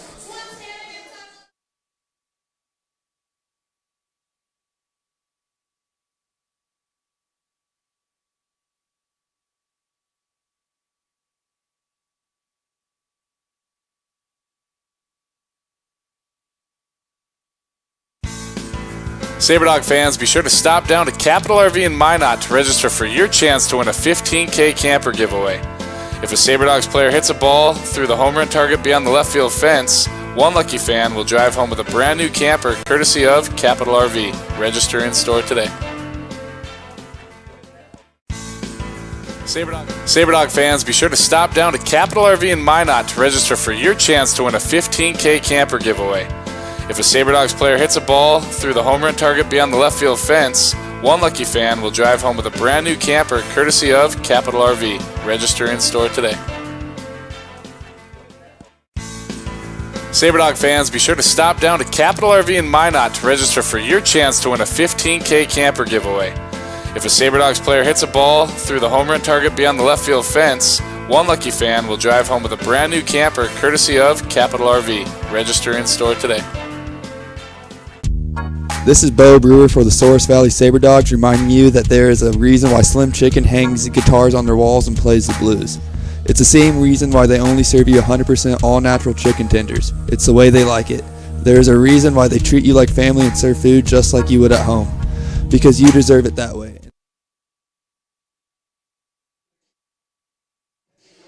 First of the ninth, 12-6 SaberDogs, your score. A new pitcher on the mound for Souris Valley is going to be hard-throwing right-hander Aaron Suval. Closed out the game on Friday, game one of that three-game set against Wheat City. With a scoreless inning in two-thirds of work, picked up the save, 3 strikeouts as well. That was his first save of the year. Not a save situation here. Down, make that up by 6, but he's looking to ride the momentum from that last outing here tonight. He's looking at 4, 5, and 6 here in the Trappers lineup. Suval, very good so far in that last outing. This season in total, it's been a little bit of a struggle. 0-1 record with a 10.02 ERA, 9 strikeouts to 10 walks, and 11 and two-thirds of an inning's work. That last outing was a scoreless outing for him, the first of the year for him. Looking for back-to-back right now and to slam the door in quick fashion. 12-6 SaberDogs. Top of the ninth inning, looking for their 28th win of the year. Would put them back above 500 in the second half as well. So here comes Suval from the first base side. Joseph Bramani will follow into the right-hander's batter's box. Suval turns, kicks, and tosses. His first pitch is a fastball swing and a miss for strike one. No balls, 1 strike. Bramani 0 for 4 tonight. Strikeout, fly out to center, a pop to third, line out to right as well in the 7th. Here's the wind of the toss. The 0-1 on the way. Swinging a fly ball, right field. Williams ranging back towards the alley in right center field. He lays out. He can't make the catch as it hops off the track. Then the wall. Heading for second and stopping there is Bramani. My goodness, what an effort by Jordan Williams. You got to hope that rib is okay. He's currently standing on the track in right center field with both hands on his knees. He's walking back to his position, which is the good news right here. And he went flying towards right center field right there, trying to lay out and make an impressive grab. Unfortunately, it was just an inch or two out of his reach, but you got to tip your cap for the effort either way. So Bramani picks up his first hit of the night. That'll bring up Colin Adams to the plate. He's 1 for 4. Picked up an RBI as well. 3 groundouts to short, a single in the 7th. Now has 17 runs batted in on the year. Suval from the stretch. Fires the first pitch, breaking ball, swing and a miss, strike one. No balls, 1 strike. That pitch hit about 6-7 feet in front of the plate. Fooled Reinhardt that much, make that Adams that much. A nice pick by Hannigan behind the plate as well to keep that in front of him and hold Bramani at second. Suval from the stretch, his 0-1 pitch in the way. Fastball in the outside corner, strike 2. No balls, 2 strikes. Suval being very efficient so far, pounding the zone very aggressively just as he was last Friday. Bramani takes a walking lead from second base, not being held on here. Everybody's straight up on the diamond. Suval fires, the 0-2 on the way. Swinging a line drive right at the first baseman. Bowling throws to second. Cooper covering, plies the tag in the bag. It's in time. Just what the doctor ordered here in the 9th inning. A 3-6 double play. A hard line drive to the first baseman Bowling, who leapt up in the air to make the grab. The shortstop Cooper, I have to give him a lot of credit, was late to covering the bag, sprinted towards second base, made the catch, applied the tag on the pillow with his right foot. For out number 2, again, a 3-6 double play on a line off the bat of Adams, and the Trappers find themselves an out away from dropping this one. First pitch from Suval, fastball outside corner, strike 1. No balls, 1 strike. Reinhardt tonight, 1 hit, that was a single back in the 7th. Suval turns, lifts and tosses. The 0-1, down and in, ball 1. To the backstop, ball 1, 1 ball, 1 strike. Game 2 will be tomorrow, the final game of this series. The SaberDogs will look for the sweep, assuming they hold on to this one. Will be at 7:05. Suval twists and tosses. The 1-1, swing and a miss, strike 2, good fastball. The count now moves to 1 ball and 2 strikes. Here with 2 outs. Fans rising to their feet. Suval quickly set. Reinhardt trying to keep this ball game alive. The 1-2 on the way. Fastball outside, ball 2. Count evens up at 2 balls and 2 strikes. 12-6. SaberDogs your score. Suval set, first base side of the rubber. Slides, kicks, and fires. The 2-2 on the way. Swing and a miss for strike 3. How about Aaron Suval? Closes back-to-back ball games and back-to-back outings and has looked flawless through 2 2/3 of an inning's work. Does not pick up the save, but slams the door on a very convincing 12-6 win for Souris Valley through 8.5 innings of work. Sabre Dogs move to 28-14 on the year, 6-5 in the second half. The Trappers fall to 11-29, 2-9 in the second half. Sabre Dogs win it by a final 12-6. We'll go for the sweep tomorrow, and Game 2, the series finale against the Trappers, starting at 7:05. We're going to take a break, but when we come back, it'll be time for our Player of the Game interview with Dalton Bowling, your MVP for the night. We'll be right back. Post-game show coming up next.